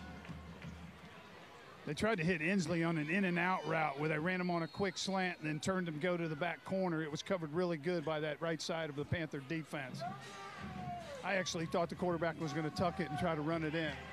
4 wides, 2 to the right, 2 to the left. Hunter shotgun again for the Bearcats. Wing right and McMurray awaiting the snap. He grabs it, hands to McMurray. He's going to be hemmed in at the line of scrimmage and dropped. Third down, goal from the 11. A play that they gashed us with late in the fourth quarter. We shut the door on it quickly. And that was Panther defense. I'm down here in the end zone watching that play develop. The hole was open. One Panther grabbed the shirt, and then before you knew it, there was 4 Panthers pounding on the kid. 4 wide set on 3rd and goal from the 11. Hunter shotgun for the Bearcats. Grabs the snap, gonna roll, far side. Look to fire, pressure is on. Heaves one, incomplete. Oh, what a play there. I think it was Mason Sequoia who got up the field and hit that quarterback in the gut right as he was releasing the ball, made the pass short. Here comes the field goal unit on 4th and goal. Only time kept in overtime is the play clock. Keep your fundamentals, keep your fundamentals. Going to be a 27-yard field goal for the middle of the field for Ramirez, the kicker. He's got the distance. Wide left. Oh, my goodness. Oh, my goodness. He pull hooked it left. Looked like a good snap. Holder got it down, and he just yanked it left like a Brooks 9-iron. Mike, you know how it is. I mean, you're in a situation like that. You want to look up and see it as quickly as you can. Kid lifts his head up right there, drags his leg around his hip instead of going through his natural motion, and you called it. He just snap hooked that to the left. And I tell you, I've been around this team a lot of years. With that momentum and that energy on the sideline like you see down there, I say we score on the first or second play or run right up the middle. All the Panthers need is either a field goal or a touchdown, and the game is over. It's a Panther victory. What about a little trap call right here, right up the middle? No one's Coach Josh. We are going to pound that baby right up the middle, A and B gap. Here we come, Panthers. Gibson out of the gun on 1st and goal from the 10. He's going to hand to Tyler Harrison. Turns the corner. Harrison got a block to the goal line. Dives. Did he make it? Touchdown. Boom. No, they're going to mark him out at the 4-yard line. Wow. Man, what an effort, though. Tyler Harrison dove like Superman through the air, leaped about the 5-yard line. I thought he got the ball and hit the pylon. He hit the pylon. They're readjusting the pylon, but they're going to say he went out of bounds at the 4-yard line. As he tried to set the edge and turn the corner, he said his foot went out. 2nd and goal from the 4. Gibson hands to Harrison. Harrison fighting to the 2-yard line. Maybe the 1. He fumbled it. I believe the ball popped loose. It did pop loose. Chris Hedden jumped on it in the end zone. He thought it was a touchdown, but the referee's calling knee down. 3rd and goal from the 1. Game over right here, guys. Let's punch it in. Quarterback sneak, I'll bet you. Timeout, Hendersonville. Yeah, they want to talk about this. Pandemonium down here. It's going crazy. We'll keep it here. Man, what a turn of events. It's going to be 3rd and goal from the 1-inch line when play resumes. I think we may have set a record for the number of folks watching on Facebook. Yeah. We've got the number. Of course, we've only done this for 2 weeks, so yeah, it's pretty easy to set records. Absolutely. And if you're listening and not watching, FHSPanthers.com, we've got the feed from Backlot Cinema going straight on the front page of FHSPanthers.com. Pull up your smartphone, watch these last few seconds. Panthers sitting on, what, the 1-yard line, is that? It's inside the 1. Inside the 1, guys. It's a quarterback sneak for the victory. And then Tyler Harrison better make room on his trophy shelf. Absolutely. For Wyatt Insurance Player of the Game. go, D, come on! Woo! A lot of energy down here. Offensive line chirping, they're ready. Gibson will work under center. Price and Harrison behind him. Quarterback sneak. Yeah, baby, game over. Nope. Flag. My goodness.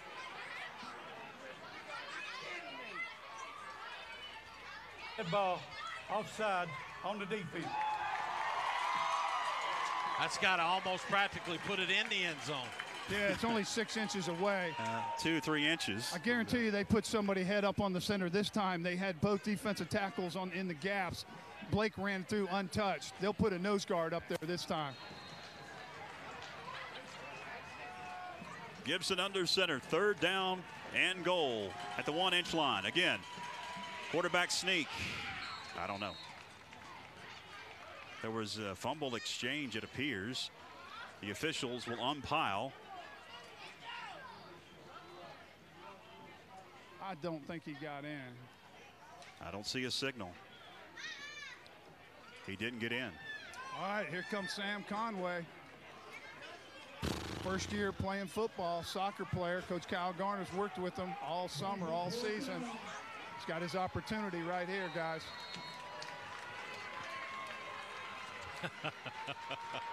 Unbelievable finish in this one. Well, however nervous he was on that opening kickoff, guys, he's got the biggest play of his life right here. On the left hash. He likes it on the other hash. That's the only negative. It'll be a 17-yarder. We've got some issues with they're going to have to call a timeout. Josh is running on the field. We were missing the left guard. Yeah, down to 2 on the play clock. They had to call a timeout. I am not sure, though, that taking the penalty right there wouldn't have been okay, you know. It's a bad angle. It's a bad angle. Backing it up might help a little bit, but, you know, I'm not a kicker. Don't claim to be one. I know this is huge for this young man. So another timeout. Both teams have burned their allotment in this first overtime period. And, of course, if Conway doesn't make what is an extra point, basically, we'll go to a second overtime. Sure. He is, I do want to point out, he is a left-footed kicker, Mike, and he's on the far left hash. Yeah, so it's an odd angle. You know, I'm right down there. He looks like he's got a hook at 5 yards from, he's only on the 8-yard line. Come on, Sam. 17-yarder by Conway. The snap is back. It's clean. The kick is up. That's good. And it's good. Franklin wins. Yeah, baby! Franklin wins. Look at that, baby. They're going nuts out here. Fans, players. What a great football game. 17-14 the final. Franklin defeats the Hendersonville Bearcats in overtime tonight at the Panther Pit. What a homecoming victory for these Panthers. One of the best games I've seen in the pit. Both teams now will meet at midfield. They will shake hands, and Mike's going to try to grab defensive coordinator Matt Bradley and get some post-game comments. What a game here tonight. Appreciate everybody listening and watching wherever you are tonight. On air at 104.9, 1050 a.m. Online, TuneIn app, Facebook, YouTube. Hopefully you enjoyed it as much as we did, as this one had a dramatic finish. Man, I say, so many twists and turns. Playing a team that you know at any time could take one 50, 60, 70 yards for a touchdown. What a great job by the defense tonight. Looks like Matt Bradley is making his way over to Mike Wood, and we'll head down and check in with Mike. Yeah, we're down here with defensive coordinator Matt Bradley trying to catch his breath. Quite emotional here. Fantastic win. Coach, what do you have to say? Talk to me. I told him before the game that there's no greater accomplishment in life than doing something someone says you can't. There's been people that said we can't and we shouldn't. We shouldn't have been in this game. I mean, there's people probably listening and said we shouldn't have been in this game. We're in this game. In fact, we actually won this game. Love it, man. Love it. I heard one of your leaders just coming in from the handshaking line says, "Who says we can't?" That was kind of the motto this week. I loved it there when we were going in overtime. You huddled up the team and you said, "This is our home turf. This is the pit. We're here to win." I don't know the numbers, but it's something in the past, whatever, at home. It's awesome, man. I just can't. These kids, I mean, they fight their guts out in situations that, I mean, they shouldn't be in, but they are. And they are because the front of their jersey says they're supposed to be. Yeah. Hey, and just a couple questions technique-wise. You know, we came out and played a little soft coverage on them. Then I noticed in the first quarter you tightened up, played a little press, threw them off rhythm. Then you looked like you played a little bit of zone, dropping Sequoia there in the flat. So you gave them a lot of looks tonight. Yeah, that was the plan going into it. A lot of different looks, a lot of different zone coverages. Hoping to get them in a situation where they threw the ball to us, and they did that a couple times, so that's good. And then, boy, you were gutsy, too, coming down the stretch. I noticed you were blitzing those linebackers, Appel and Seth Price, a bunch, and then bringing off the corner, too. Yeah, I mean, that one before half, Josh Blackburn came off the edge and phenomenal play. Yeah. Ran a great stunt. I mean, these guys were blitzing with a purpose and blitzing to the run to pass. I mean, it was just they fought their flipping guts out. Yeah. Guys, I wish you could see Matt's emotions on his face. They worked hard this week. Fantastic win. Thanks for your time. That's why we do this, man. All right, thank you, Mike, and a victorious Matt Bradley, the defensive coordinator. And we mentioned it a couple of times, Byron, as we close things out on the Facebook and YouTube live feeds. The defense was the story tonight. High-powered offense, a lot of athletes, a lot of speed out there. Hand it to the coaching staff, hand it to those kids, a lot of them going both ways. And we saw them in the second half very tired, George. But think about where we were just 3 weeks ago in Mitchell High School, and just could not seem to ever be in the right place to make a play, and wondering if and when we could get that turned around. But the best coaching staff in Western North Carolina got those kids now a 35-0 shutout of Owen and a 17-14 victory over Hendersonville, holding Hendersonville to 14 points. Now, what I'm going to tell you is this is a Hendersonville team, George, that scored 49 on Owen and I believe 39 or 40 on Asheville. We hold them to 14 points tonight. Man, I don't know what else you can say about the effort, the heart, preparation, everything that goes in to winning a football game like this. That's going to wrap things up on the Facebook Live and YouTube Live feed. We appreciate everybody watching tonight. We're going to continue with the Curtis TV Radio Shack postgame show on WFSC 104.9 FM, 1050 AM, and online at WFSCradio.com and the TuneIn app. So if you want to hear stats, got some more analysis, Hawaii Insurance Player of the Game, that's going to be coming up on the radio side of things. Want to thank all of the fine folks at Backlot Cinemas, Ben Walker along with Tucker Dixon tonight. He was running the show, switching things for us along with Ben Walker and Logan Wallace and Adam Drake adding technical assistance tonight to put this show on the internet tonight. For all of those fine folks involved with the video feed until 3 weeks on October 27th, I'm George Young. So long. You can buy a red one, a blue one, any shape, size, or price, on lot, online, or even from a vending machine. What and how you buy has changed a lot, but one thing has never changed. You buy it from somebody, and the people make the difference. Upfront pricing, market-based trade-ins, service after the sale, and never ever any games or gimmicks. That's the Smoky Mountain way. And these are the Smoky Mountain people. Smoky Mountain Chrysler Dodge Jeep Ram, 556 Highlands Road in Franklin.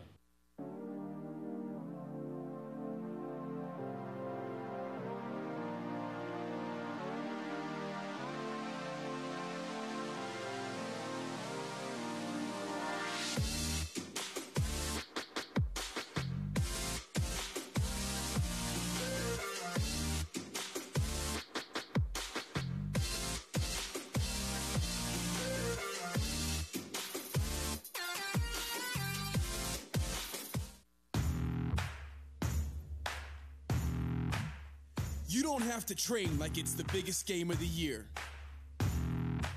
That's nonsense.